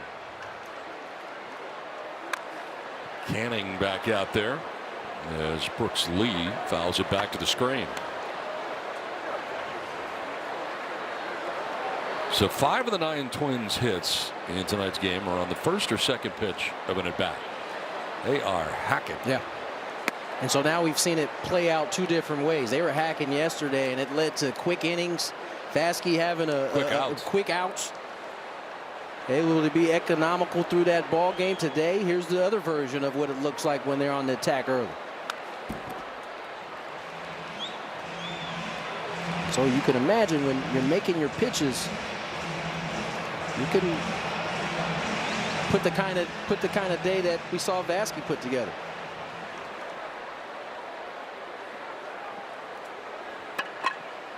How about this player's weekend bat from Lee? Is that a pencil? It's a pencil. It looks like.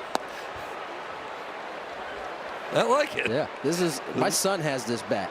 That's like a number 2 pencil. It's a crazy big eraser too. Yeah, it's a little much. Could have gone a little lighter on the eraser, I think. It's a quarter. It's a quarter of an eraser. It's like double. Give me a double eraser. Wow. I tell you, these designs are wild. I wonder if it's usable. There's a grounder through the right side, usable for a base hit. And a leadoff single to start the 6th inning for Minnesota. We'll bring up Kalen Culpepper, who back in the 2nd inning, one of the 3 home runs off Mize.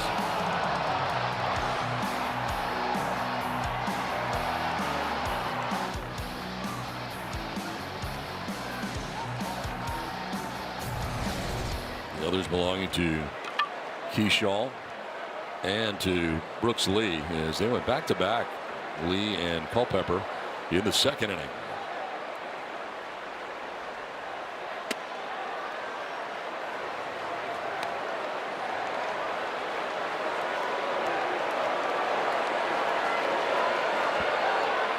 Culpepper in the 4th would ground out to 3rd, so a 1-for-2 night.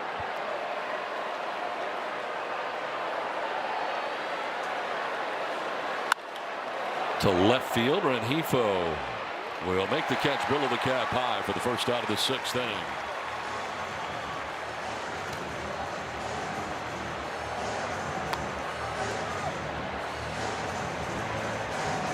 Brings up Keyshaw. Had a nice night so far. 2 for 3, a couple RBIs, a homer.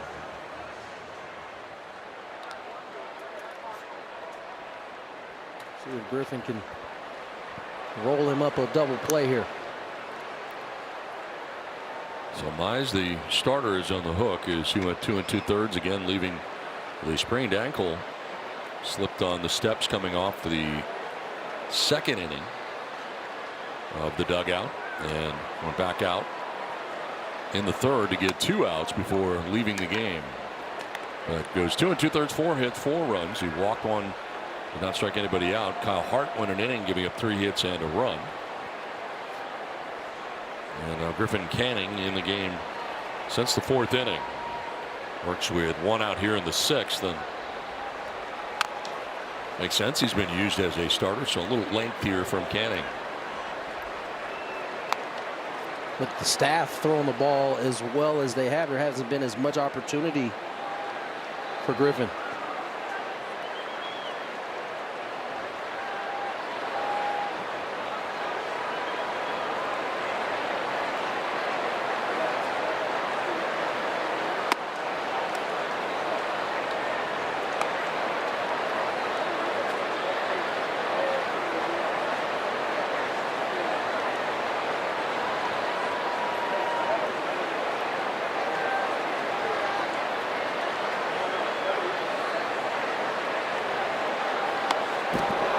That hit him on the hand, looked like. With one out, that'll place runners at first and second. The batsman is Keyshaw. Changeup kind of gets away.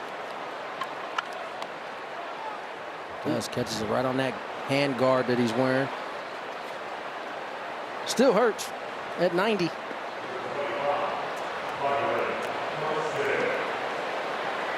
Now you got to deal with a dangerous Byron Buxton.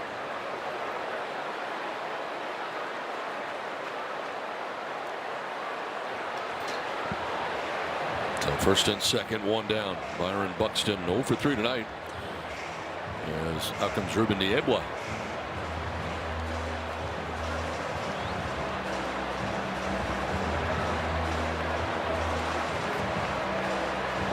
Let's look at our Disney Cruise Line cruise cam.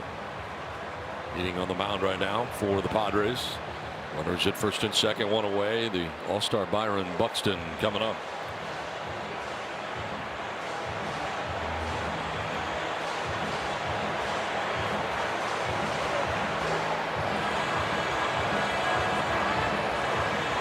He has popped out to first, flied out to the warning track and left, and last time up lined out to short.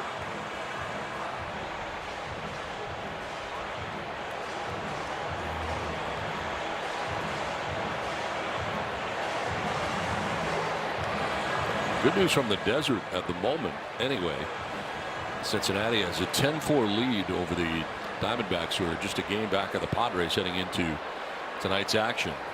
They're in the bottom of the 7th, 10-4 Reds.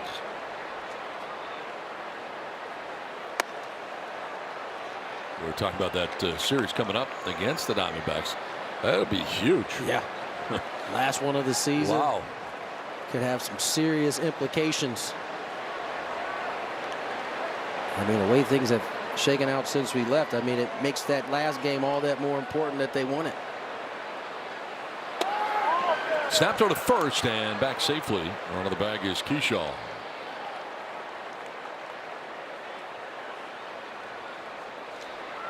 Are the standings at the moment with the Diamondbacks game back of the Padres. They are 2.5 back of the Phillies, who won today, beating the Cardinals big time, 12-3. And the Cubs are 4.5 in that top spot.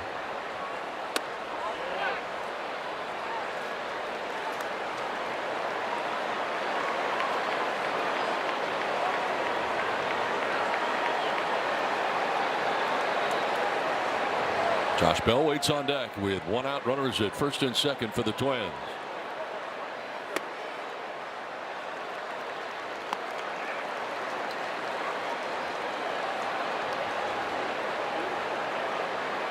Canning threw just one ball in his first 14 pitches, but 10 of the last 15 have been out of the zone and balls. His 30th pitch is ball 4, and that will load the bases for Josh Bell.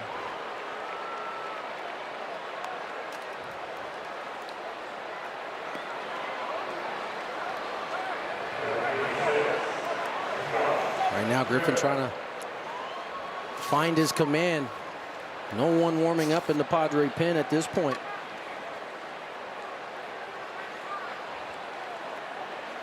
Well, tonight his walk rounded out to second, flied out to left. And there's 2 grand slams on his resume.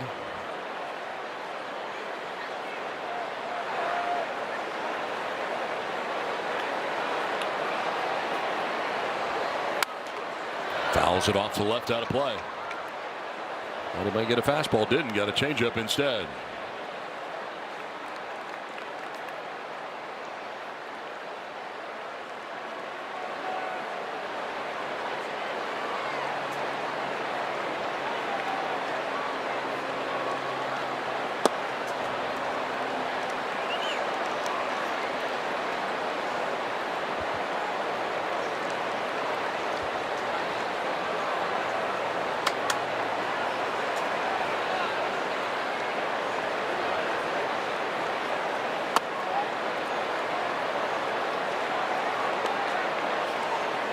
2 balls and a strike to Josh Bell.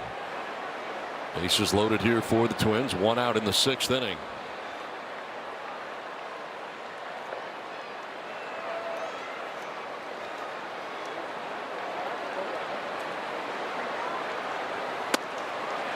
Strike 2. Good pitch there. Gets it underneath the hands.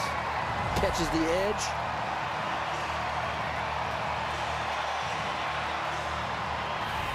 I need to make another right here.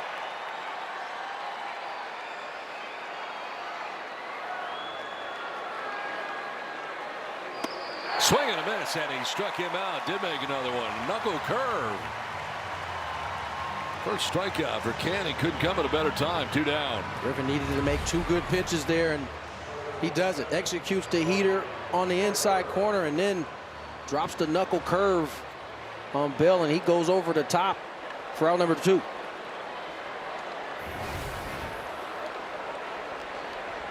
Bases loaded. 2 down here for the Twins, trying to open things up. Here's Ryan Jeffers. 2 for 3 tonight. A double and a single to this point of the game. And there is ball 1. Jeffers, the Twins catcher. 2 grand slams on his resume. And just a 182 average with the bases loaded. Chops one towards shortstop. Bogart's coming in on the run. Gets him at first base, and out of the jam is Canning. Twins will leave them loaded in the 6th inning. It's 5-1 Minnesota. And soon. Dean Kramer has been a puzzle that the Padres have yet to been able to kind of solve. And he's had 5 punchies, nothing overpowering. He's had the 2 walks, but he has really avoided mistake. He's made the 1 to Jackson Merrill, who made him pay. Outside of that, he has done a brilliant job of really keeping the Padres off balance all game long, and they'll have another chance here, Adam, to try to crack this puzzle. You see the numbers: 5 innings, 2 hits, 1 run, 2 walks, 5 punchies. This is a Padre lineup that has swung the bats very well as of late, but tonight Dean Kramer keeping the Padres at bay. Well, works into the 6th inning. 2, 3, and 4 coming up for San Diego. Cronenworth, Machado, and France.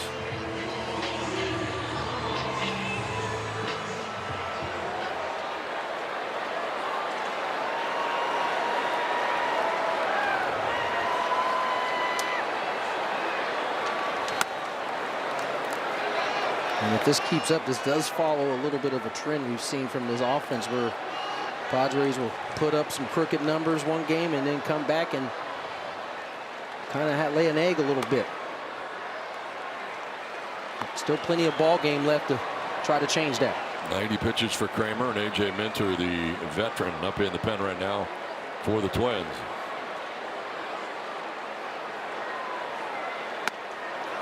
Strike called. 2-1.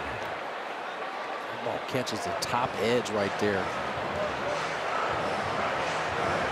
Good pitch there from Kramer.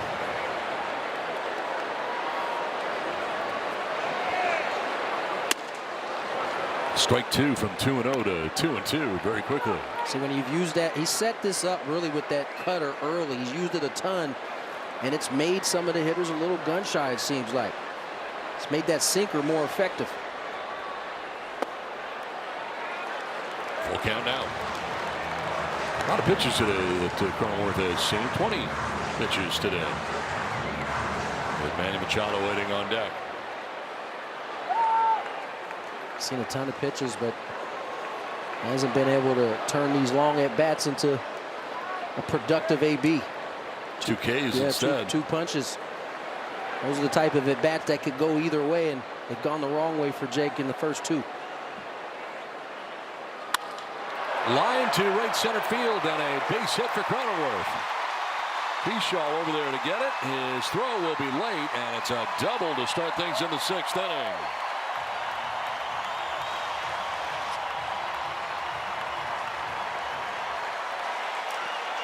The 3rd Padres hit of the game. Good piece here by Jake. Fastball, laces it in the right center. Got in on him a little bit, but nonetheless picks up the double. Leadoff man on for the Pods. Now bring up Manning. He is lined out to center and walked on the night. His third look at Kramer. Going third time through this order.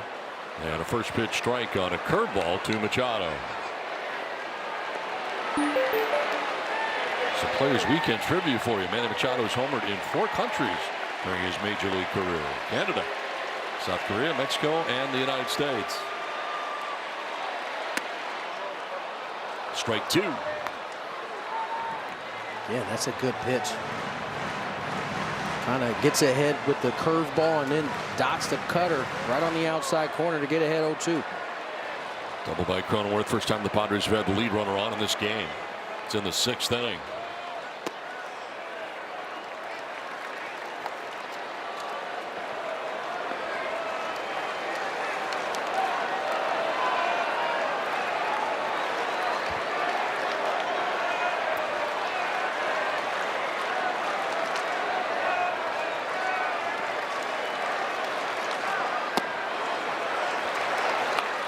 From 0-2 to 2-2.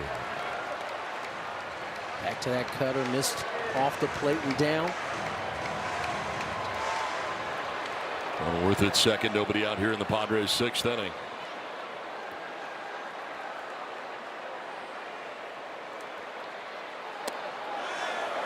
Full count now. Breakdown per inning.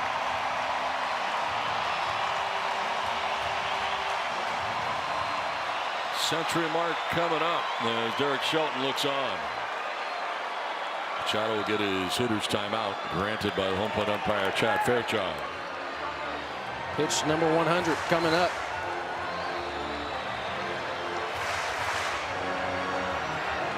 With Ty France waiting on deck. Nobody out here in the Padres 6th. Cronenworth at second base.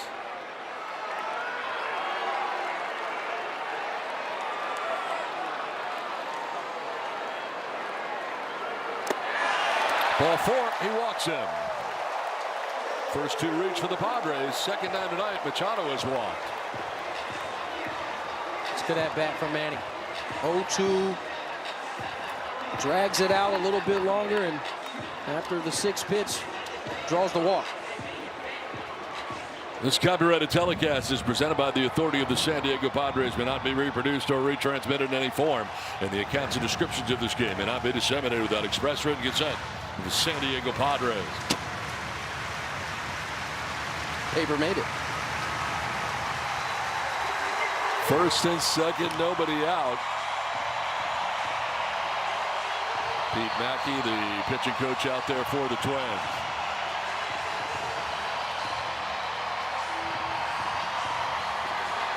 Hundred pitches even for Kramer.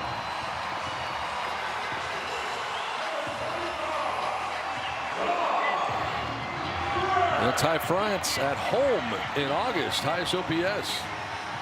Nico Armstrong above him, and Jackson Merrill in the top 3.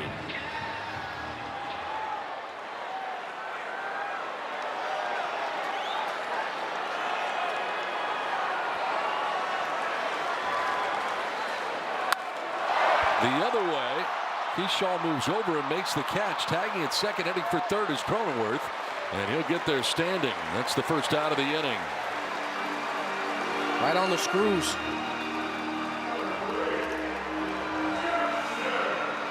Well, that'll bring up Jackson Merrill, connected on his 20th home run of the year, back in the 2nd inning.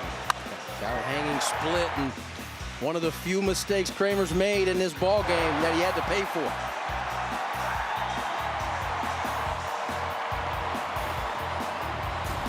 Now Jackson's not going to have the chance to face Kramer. Leaving the game is Kramer. We will step aside. Pitching change. Minnesota on top 5-1.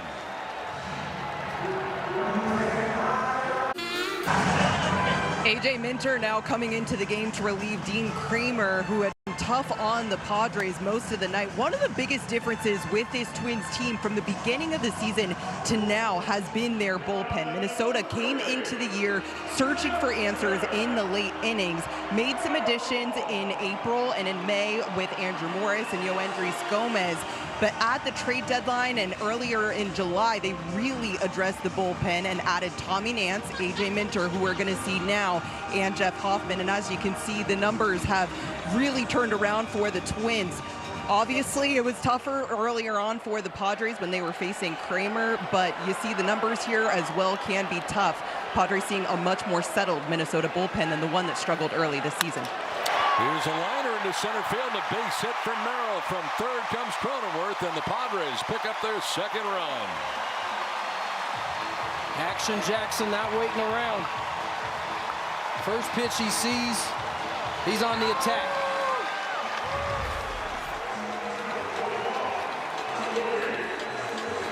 Oh, little cutter moving away, he stays on it beautifully.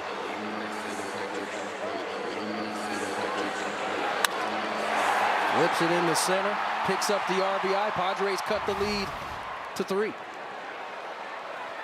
First and second now.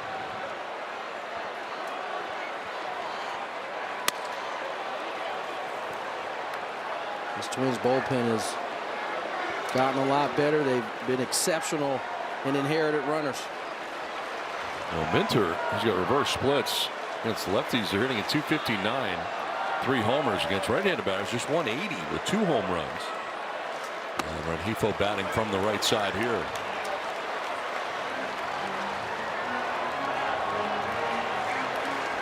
He's grounded out twice, once to third, once to second. All that was against Dean Kramer, who has departed, responsible for the runner at second now. Down the right field line, headed foul.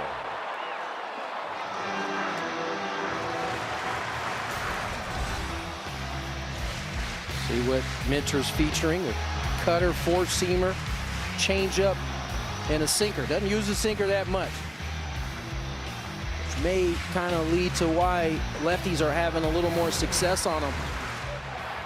Everything moving away from a lefty, that's a little bit more comfortable than having that sinker bearing in underneath your hands.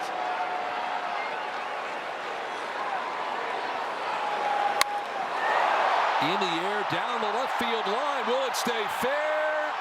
No. Foul ball. And even just a hair out in front of that cutter.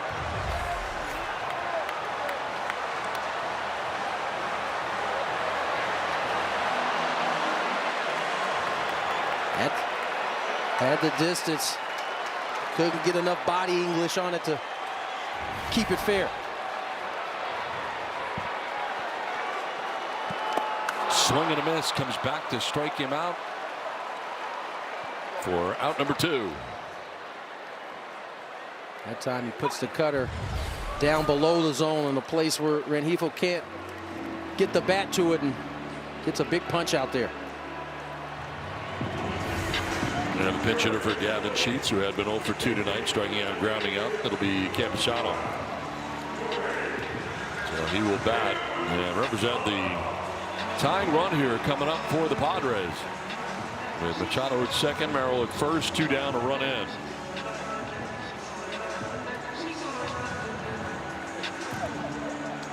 Andrew Morris is now up in the pen for the Twins. Into that pen this inning. Kramer started the inning. Minter comes in, gives up a base hit, gets a strikeout. Now the pinch hitter Campusano.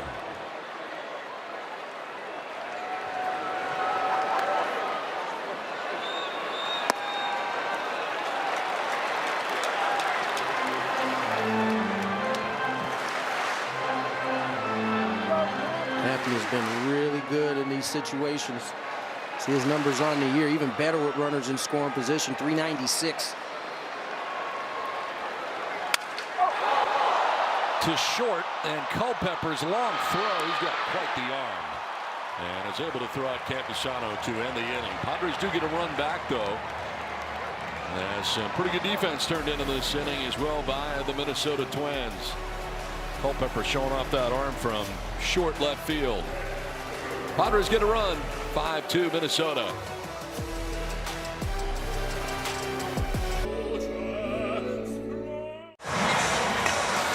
(5-2) Twins on top of Padres as we head to the 7th inning in San Diego. Here's a look at the Disney Cruise Line Cruise Cam. Jetpack Petco Park, 41,484, 41,484, 50-second sellout. 2026 here in San Diego. Cody Clemens to lead it off here against Griffin Canning. Canning's been in this game since the 4th inning as he starts the 7th. Padres get a run back, cut the lead to 3. Now it just becomes important from this side of things to throw up zeros. It's gotten out of a couple of jams. The Twins have left 5 men on in the last 2 innings. 1 out, 2nd and 3rd was able to get out of that. And then with 2 down on the bases loaded, able to get out of that. Unscathed on both occasions. And that is the key, unscathed. That's, you have as much traffic as you want. As long as they don't come across, you're good. 40th pitch in relief for Canning.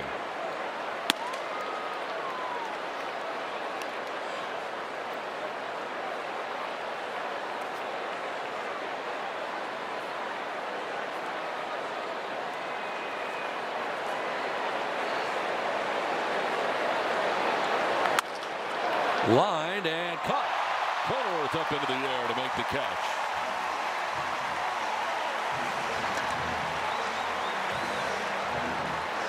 Soft liner off the end. So Jake had to kind of time that jump. Ball not hit as hard as I think he initially thought, but makes the play nonetheless for out number 1.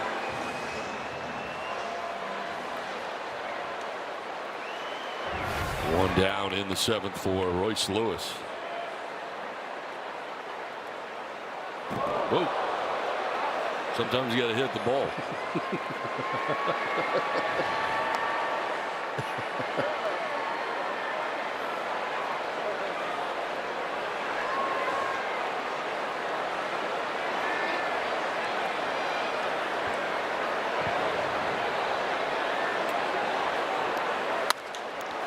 Popped up right side. France into foul ground for out number 2.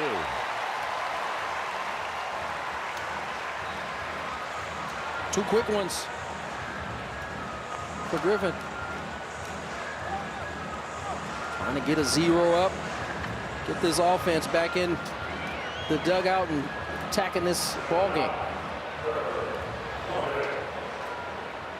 Trevor Larnach go for 3. He's fouled out, flied out twice. And his number 7 spot in the order, the left fielder for Minnesota.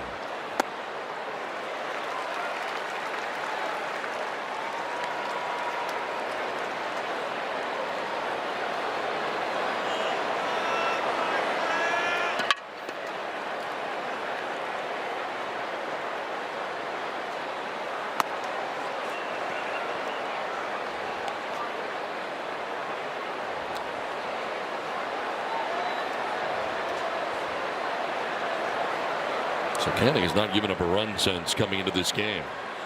4 by Mize, 1 by Hart.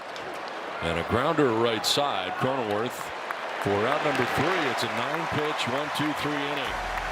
It's 7th inning stretch. Twins have a 5-2 lead. Care of our own. 5-2 Twins have lead over the Padres as we head to the bottom of the 7th inning. 2 campus theme games are coming to Petco Park. Join fellow Wizards for Happy Potter Day on, let's try that again. Harry Potter Day. Not happy. It's Harry Potter. It's on Monday, September 7th, featuring Joe Musgrove bobblehead. And take home an exclusive Hundrix bobblehead featuring the stars of K-pop Demon Hunters on Saturday, September 19th. Purchase yours, Padres.com/theme games. That is Harry Potter Day on Monday, September 7th. No judgment. I can see how the R's look like P's. It's all good, man. I'm sure he's happy too, but it's Harry Potter. It's Monday, September 7th. The Hundreds Day is September 19th. These are theme game tickets, so you got to get a theme game. Again, no exceptions. Yeah. Got to get the theme game ticket. Andrew Morris, the new pitcher, with Xander Bogaerts leading it off.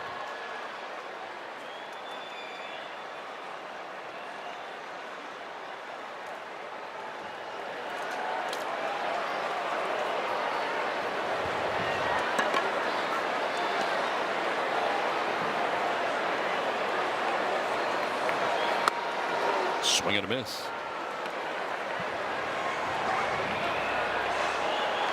Look at the numbers for Morris on the year. 50th appearance, 4-4 with a 3.34 ERA. Opponents hitting .244 on the season.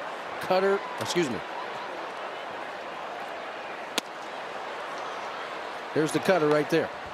94, coming out a little bit hotter than Kramer's cutter was earlier in this ball game.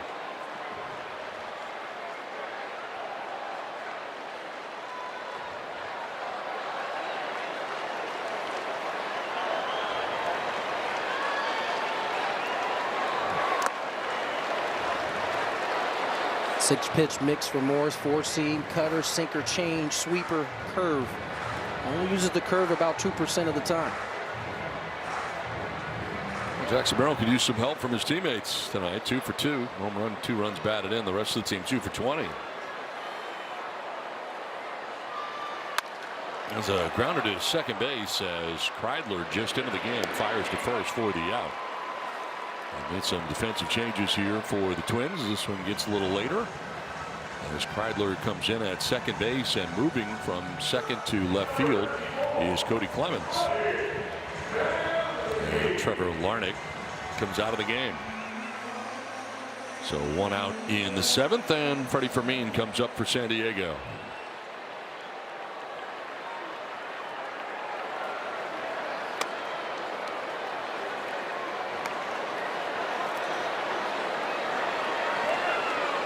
He thinks that hit him, and he wants the Padres to check it. He wanted them to challenge. He was pointing into the dugout, and we'll see if they are going to challenge. Kevin Plawecki on the phone. They are going to challenge. So Freddie thought he was hit. Bill Miller coming down the line. Manager's challenge brought to you by Mazda. And Bill wants to know what they're challenging. I think they're saying hit by pitch. San Diego calling is challenging the call of no catcher's interference. Oh, catcher's interference is what he thought. These are a little bit easier to see sometimes than. Oh, yeah. And you can see the recoil from the catcher. He tried to play it off. It's almost instinctual. That bat hits the glove. You see a catcher kind of recoil. Padres should win this one.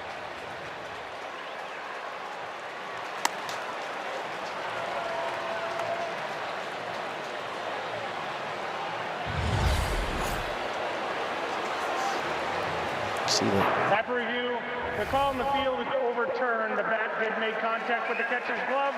Therefore, catcher's interference is enforced. Here goes the first base. San Diego will retain their challenge. All right, so an E2 on that play. Yeah. And Fermin aboard with 1 out. That'll bring up Fernando. Flips the order over.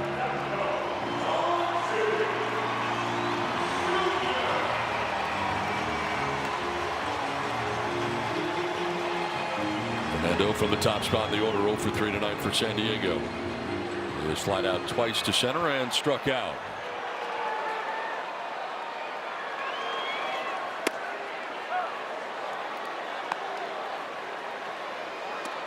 Four-seamer at 98, right at the bottom of the zone. This is where the Padres do their damage. Highest OPS from the 7th inning on, 3rd in that category.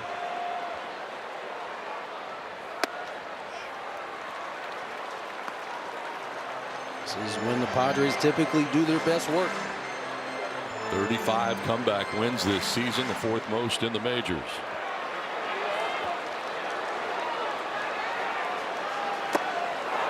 Strike 2, and a changeup.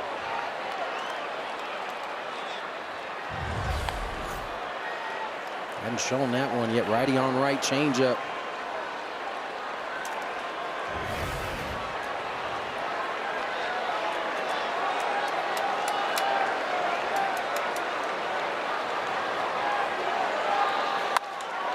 Line to right and a base hit for Fernando.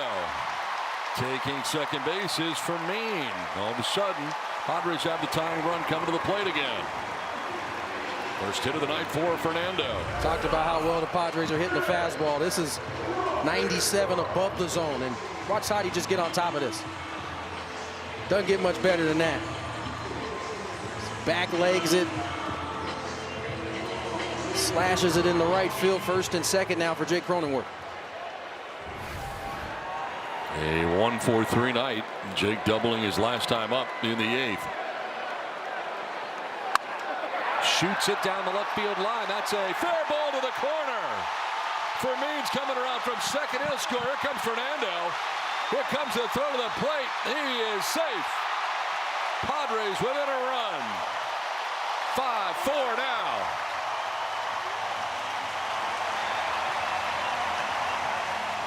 Second double of the night for Jake Cronenworth. This one comes in a big spot. We have highlighted the success of this team on the fastball. We've seen it in back-to-back ABs. Top of the zone. Cronenworth shoots it down the left field line. 2 RBI double has cut the lead to 1.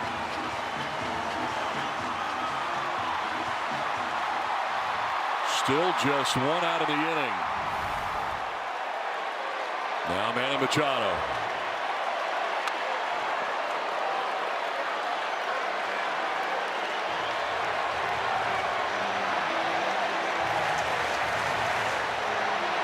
Line down to center. Walked twice in this game.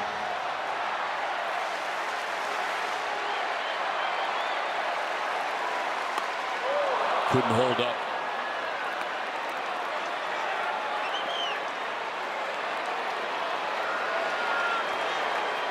See if Manny uses his timeout here.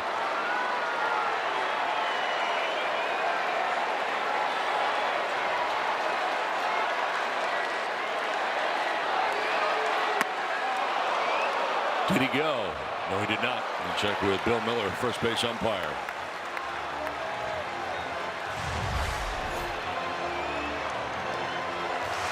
Good call.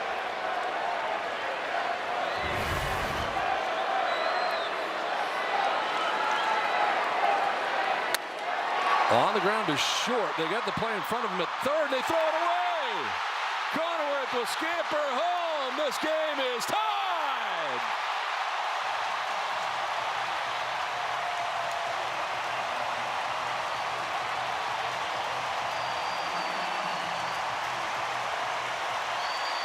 Sometimes it's better to be lucky than good.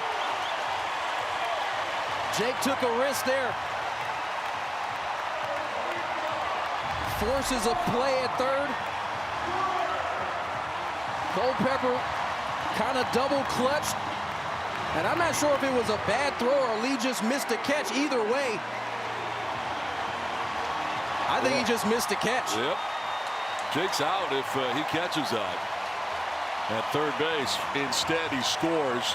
The game is tied. That's different. Not only does he score, Manny Machado able to sneak into second base, puts himself in scoring position.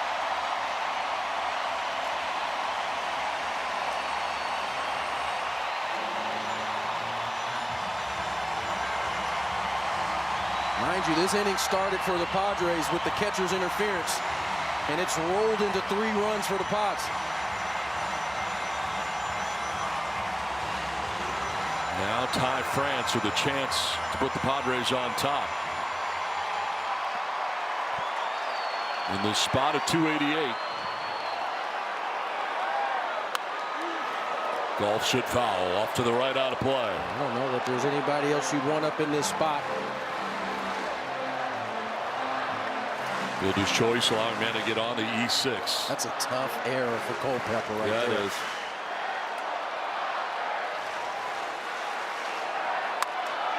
To right field, falling fast. That will fall in for a hit. Here comes Machado with the lead. Padres on top 6-5.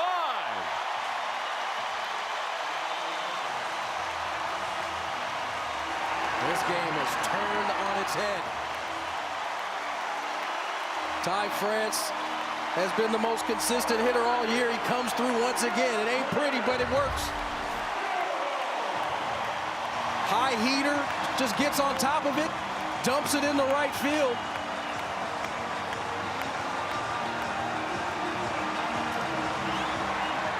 Padres up 6-5.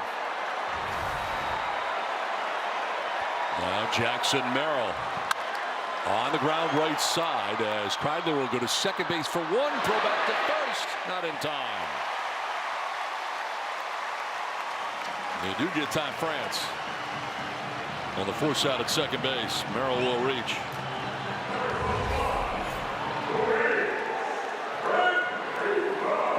I don't know if they ever had a chance at two, considering how far to his left Kreidler had to go there. Inning continues. And Hifo now with Merrill at first. So keep the pressure on here, and Jackson will try to steal second. We'll see. A 4-run bottom of the 7th inning so far. More action in the pen as Tommy Nance is up for Minnesota. Softly lined and caught at shortstop by Culpepper to end the inning, but the damage, oh, it's been done. Jake Cronenworth, 2 extra base hits in the game, doubles, comes around to score as well. Padres went down by 3, lead 6-5.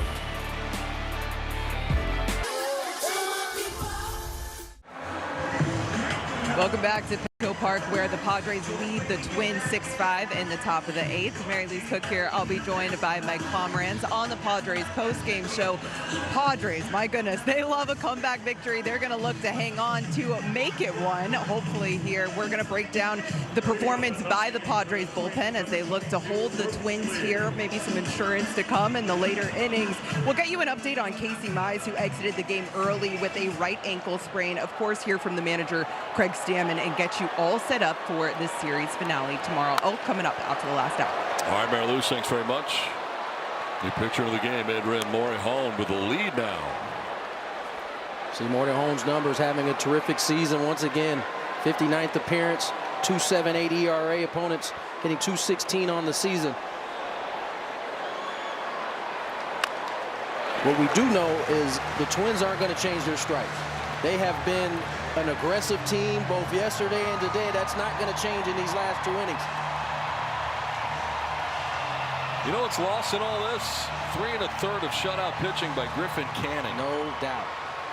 He came into this game, it was not out of hand, but Padres had some work to do. Without those zeros, we're not having this conversation right now. Swing and a miss, struck him out, 1 down in the 8th inning. 3 pitches thrown for Morejon, 3 swings, the last one resulting in a K. Great changeup here for Morejon.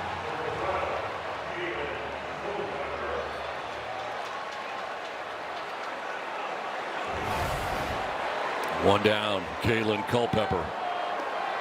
They have given the error to the third baseman, not Culpepper. Made that change in between innings. Throw was good. It was there. He just didn't catch it. And Cronenworth should have been out. It's the right call.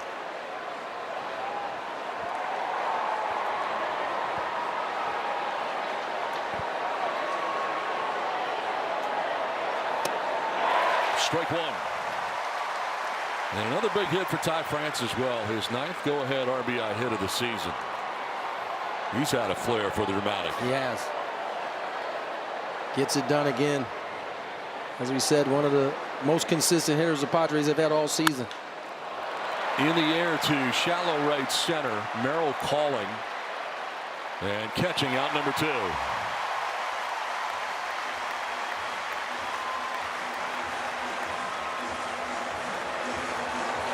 Last 30 appearances encompass 37 2/3, an ERA of 1.19 on an average under 200. The WHIP just over 1.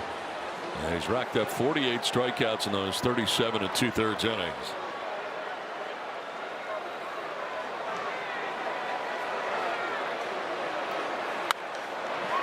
Pokes it foul off to the right out of play. Facing the Padres in the 8th or 9th, and they have the lead, has to be awful for hitters. Morejon and Miller are the guys you'll have to face in those situations. Can't be fun.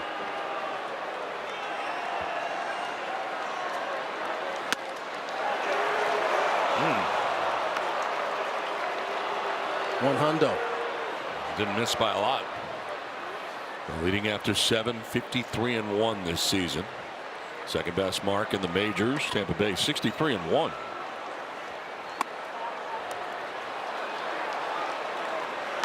Falls behind 2-1.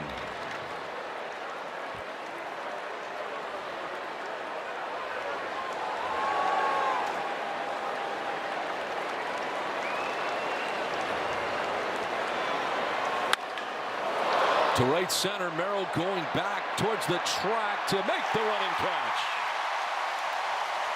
The 1-2-3 eighth inning. We're going to the bottom of the eighth with the Padres on top 6-5.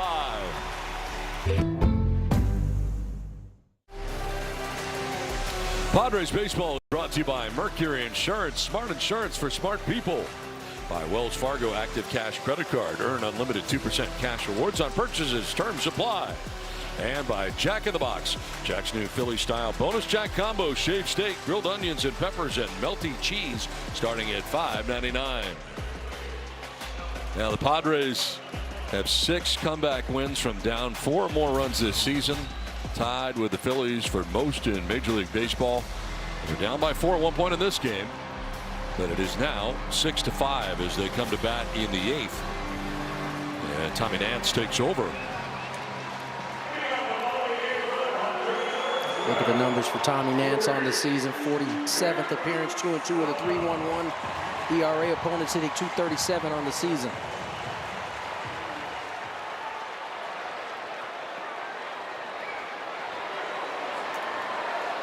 Campusano leading it off.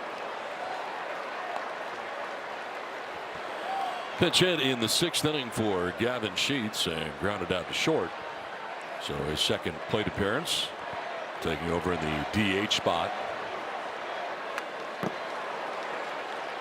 All those comeback victories, most of those have come before the offense actually kind of took off.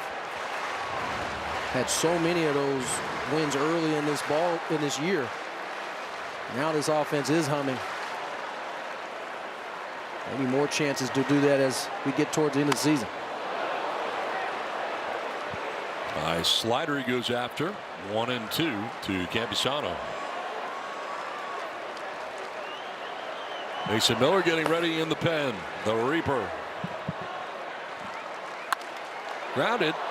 Back to the mound off the pitcher Nance and reaching to be Campusano.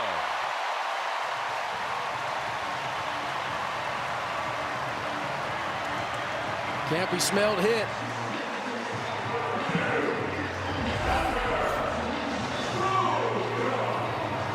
Getting down the line, picks up the infield knock. And bring up the X-Man, Xander Bogaerts.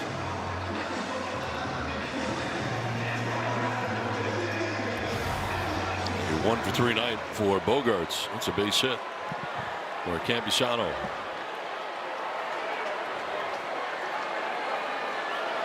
Shows bunt and pulls back out of the way. Defensively backing out of the way.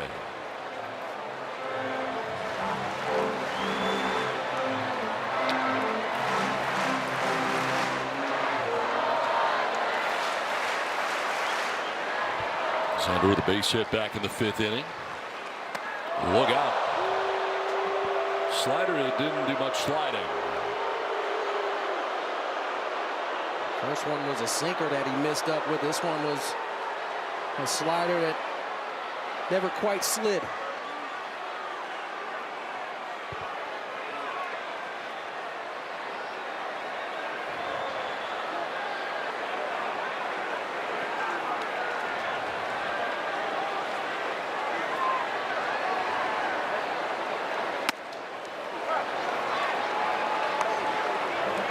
Now really all of Tommy Nance's sliders have been up in the zone. That's the first one he landed. I don't know that that's exactly where he wants that pitch.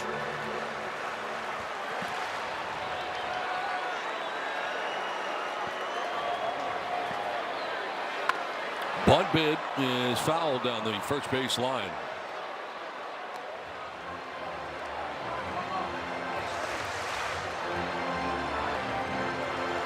It's time for the top pitch speeds powered by Snapdragon. Adrian Morejon up over 100 twice. What we're accustomed to seeing right there. Yep.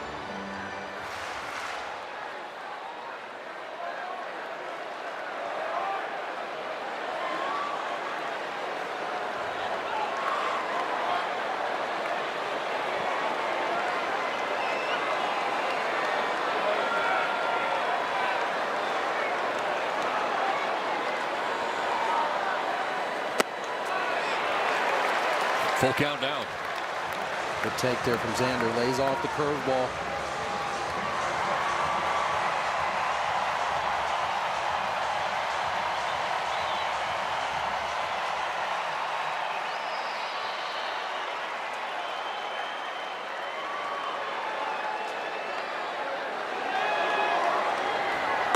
Swing and a miss, and he struck him out on that slider. There was slide in that slider. That's the first one he executed the way he wanted to. Got it down below the zone, and that's followed the curveball that Xander was able to lay off of. I'll bring Freddie Fermin to the plate. It was his catcher's interference that got everything rolling for the Padres in the 7th.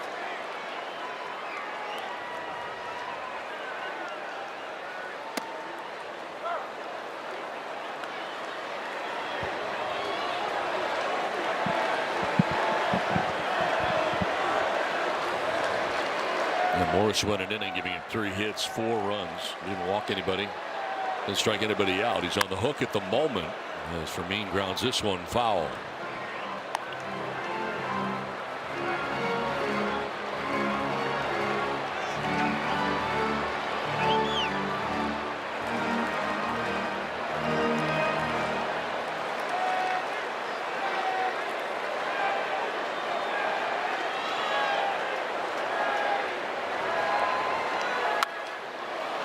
Off to the right, out of play.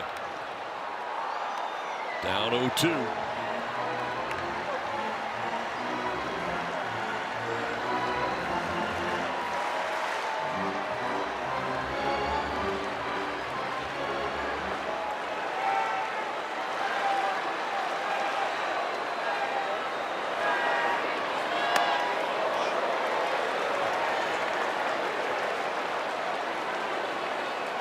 Here's a look at our drone cam presented by Big Bully Turf.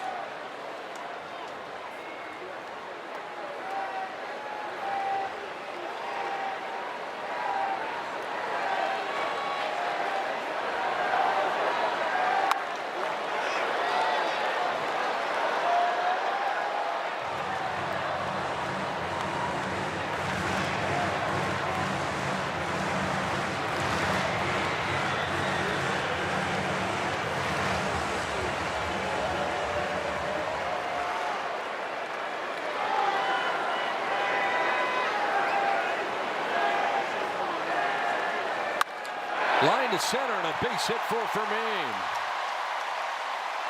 Gambisano takes second. Padres have runners at first and second with 1 away. That's a beautiful piece of hitting right there.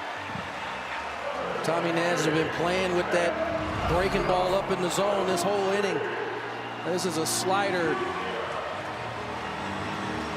Freddie backs it up. Right back to sender. Bullet. First and second now for Fernando Tatis Jr. Singled in the 7th, or 1 for 4 night.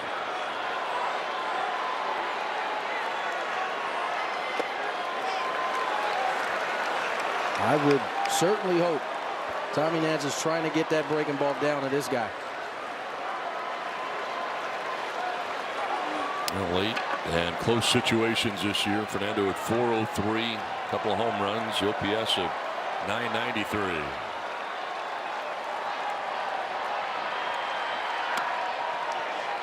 Up again, 2-0. I think you're playing with fire up in that area. The Padres were held to just 1 hit through the first 4 innings. 9 hits now in the game. Up the middle, into center field, a base hit.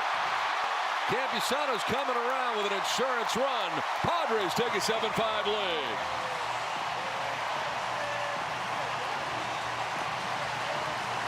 That's what he does late in the ball game. Typically coming through. I'll tell you, Tommy Nance got away with the hanging slider there as well. Lucky Toddy just beat it up the middle. Padres tack on some insurance. 7-5 ball game. That's the 10th hit of the night for the Pods.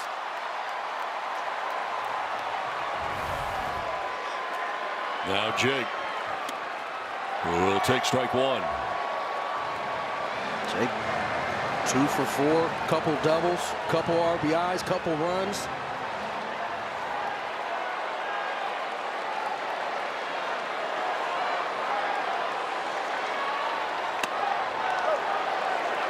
Strike 2.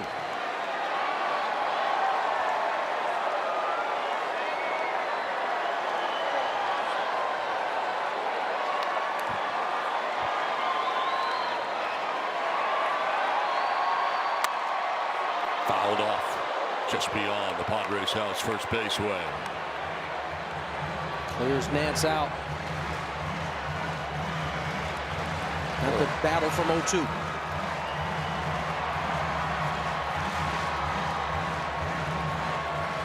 Mead at second, Tatis at first, a run in. 1 out of the inning.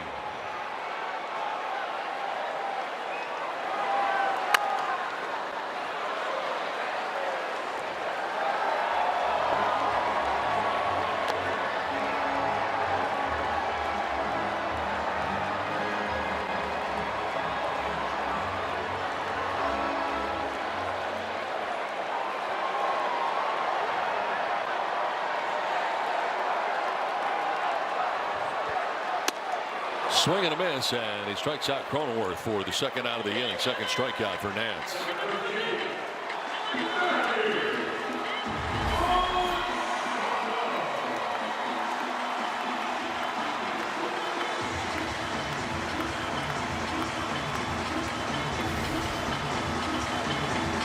Slider kind of backed up on Cronenworth. I don't think it ended up going where he thought it was, and I think that was the reason the swing and miss. And with a swing and a miss, there's that slider again. And that one was down. He's been able to keep it down. It's been an effective pitch. Yeah. Hadn't been able to keep it down enough, though.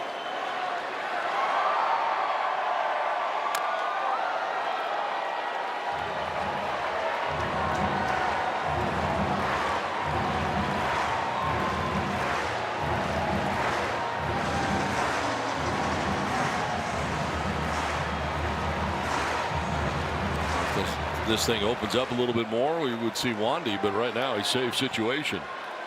As both warm up in the pen. Here's an 0-2. And he strikes out Machado to end the inning. Padres had an important run, though. It is closing time in San Diego. Mason Miller will be coming into this game.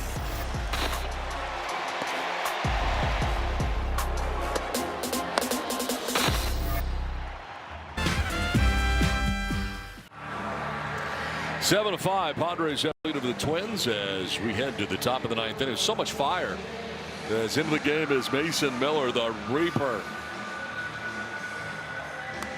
Check out the arsenal. It's pretty simple. 4-seam heater coming in hot at about 103, and then that slider. He occasionally will throw the change, but it's pretty much a 2-pitch mix, and we haven't seen a ton of success against Mason Miller. Byron Buxton will lead it off here against Miller in the 9th inning. The Padres on top by 2.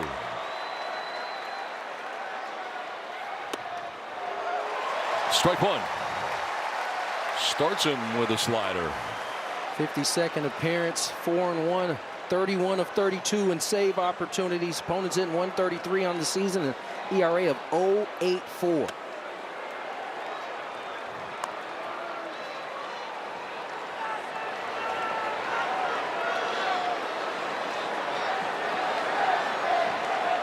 Buxton at 0 for 3 night with a walk. Recipient of strike 2. That's nasty. The batter is challenging. ABS powered by T-Mobile. Looked like it caught the edge. It did. Minnesota has no challenges remaining. Seen a slider at the top of the zone, and then front doors one to Buxton to get ahead 1-2.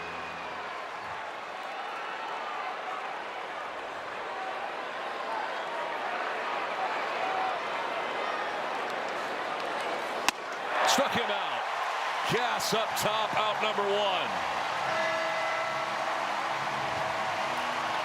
That is high quality chocolate mousse right there. Up near the eyes, it looks so good, but awful for you. Out number 1 here in the ninth.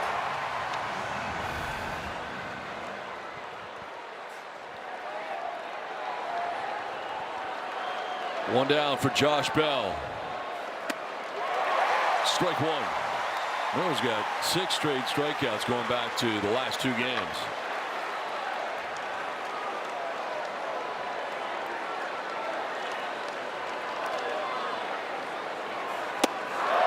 Strike 2. Buxton and Bell both victims last night. Bell trying to avoid the same fate here, down 0-2.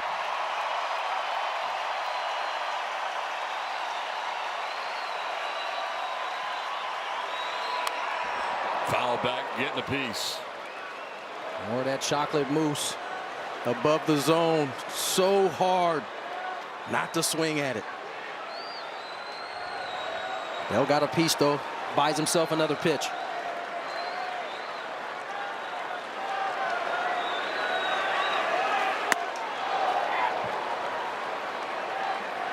There's that changeup that he mixes in very rarely. Tried to pull the string at 96.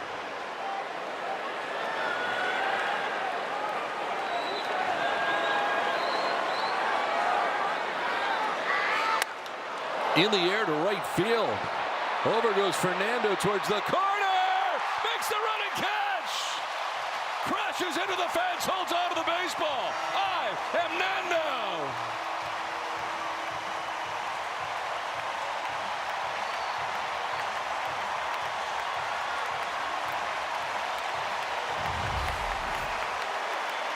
Toddy lives for these type of moments. Difficulty not that high for him, but having to stop himself before crashing into that wall. He's able to grab out number 2. Jeffers to short. Bogarts to the backhand. Padres win.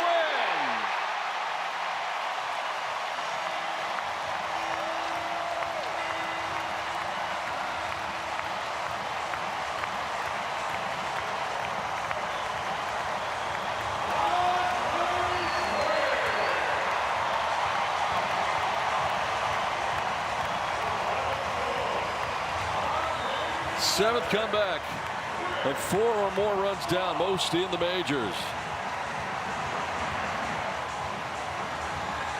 36th comeback win of the season. And another big night for Ty France with another big timely hit.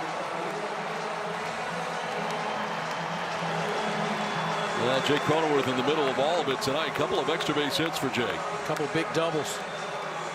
That one in the 6th came around to score on that one. That was a Padres' second run, and then the big 2 RBI double.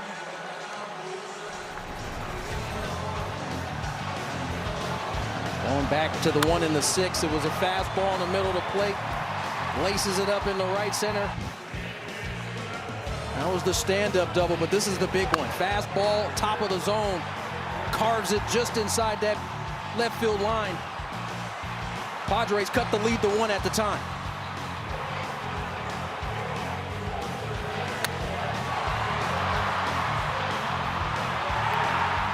This one gets away, and he's able to score. Kind of a break for the Padres, but they take advantage of all the breaks you give them late in games. There's no doubt about that. And as it turns out, as we talked about it before, Griffin Canning's going to get the win in this game. He's now 4-9, but he did an amazing job to keep it at 0. He deserves the win. I mean, the Padres aren't in the position to make the comeback without Griffin Canning and him coming in and throwing up zeros. incredibly impressive, and he got out of some major jams, second and third, and the bases loaded, both getting out of it unscathed as it turned out. As we're going to take it down to the Crone Zone here, field level. Jake Cronenworth joining us. And Jake, this team, unbelievable late inning drama, to say the least. Amazing. Yeah, that was pretty awesome. Obviously, Casey comes out early, but man, what a job Kyle Hart and Griffin Canning did to bridge it back to those back end guys for us.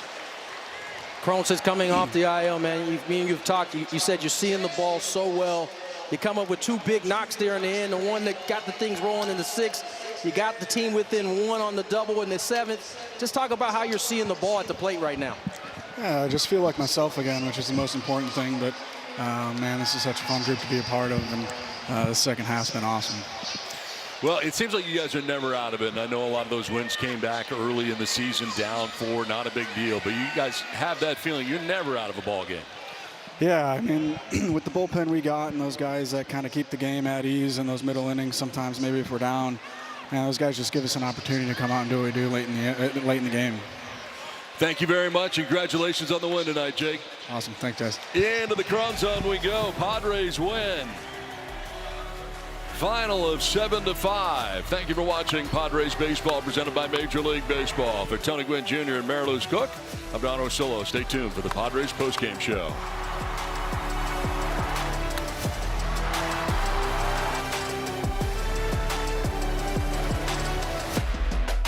Welcome to Jock in the Box.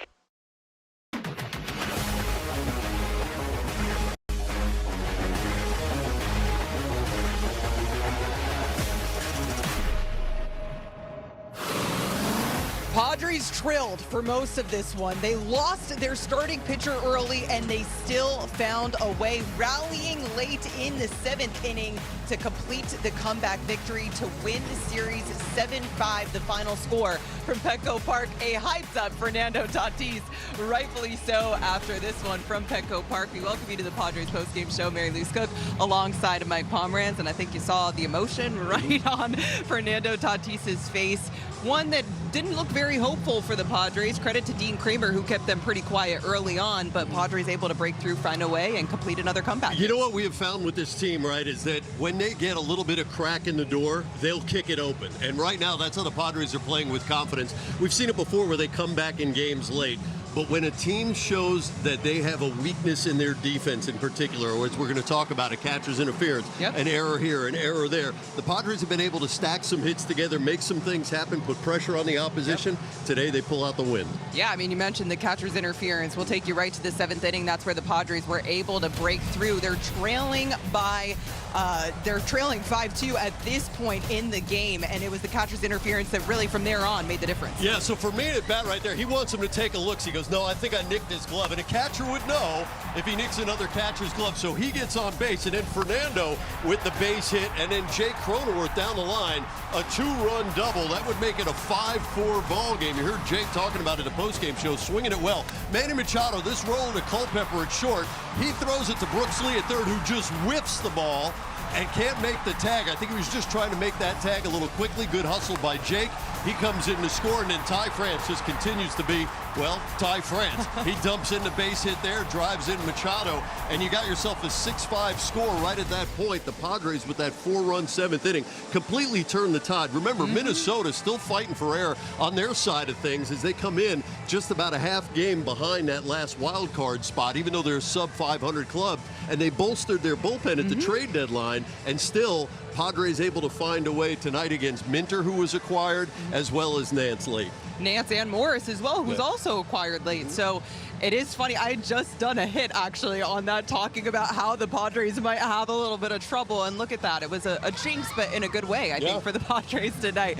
Now, Jackson Merrill, want to talk about him. He was our Honda helpful moment of the night tonight. It was nice to see him get to looking a little bit more like the Jackson Merrill we like to see here in San Diego. Yeah, he's been in a bit of a funk, but bottom of the 2nd inning, this home run is 20th of the year. This was really nice to see. 3-1 ball game at that point. It makes it an interesting game, I would say, at 3-1, because you're going to break through eventually. Jackson Merrill again in the bottom of the 6th, RBI base hit. That makes it 5-2. It kind of sets the stage for that 7th inning, because that's when the 4 runs tacked on make it 6-5, and again 7-5 is your final tonight. Then, I think one of the not good things, obviously, that came out of this win tonight was Casey Mize exiting the game early. So in the second inning, he's heading back into the dugout, slips on the dugout stairs, and then had to leave later on in the third inning. So unfortunate to see. We'll get a bit of an update from Craig Stammen a little later on in the show. But how do you think that the Padres were able to navigate with the bullpen, not expecting to have to go to them so early tonight? Well, this is a big picture story. You see Mize gave up back-to-back home runs, and he also gave up that third home run, which was really the first hitter of the ball game. So in all, 3 home runs allowed by Mize. There you see him slipping down the steps. That's after the second inning. They put a hand on his back. They think he's going to be okay. He comes out to answer the bell in the third inning, but after his warm-up pitches, Craig Stammen and Mark Rogo, the head trainer, come out there, take a look at him. He ends up leaving the ball game after 2 2/3. And I thought it was a big picture story because here you go in a situation where you just acquire a guy to lengthen your rotation. And again, right ankle sprain, we'll learn from Craig at least early on what this means, how much time, if any, he might actually miss. But it's so important to have depth in the rotation, and that's what Mize typically would do for you in this situation. Remember, he's been beaten up by injuries his entire career, so hopefully, fingers crossed, this is nothing more than a little bit of a blip. But they got him out of the game, hopefully as much precautionary as anything else, and hopefully the injury's not too severe. Yeah, well, like Mike said, we'll get you an update from the manager, Craig Stammen, here shortly on the Padres post-game show. Padres able to secure another victory here from Petco Park. More post-game coming up here.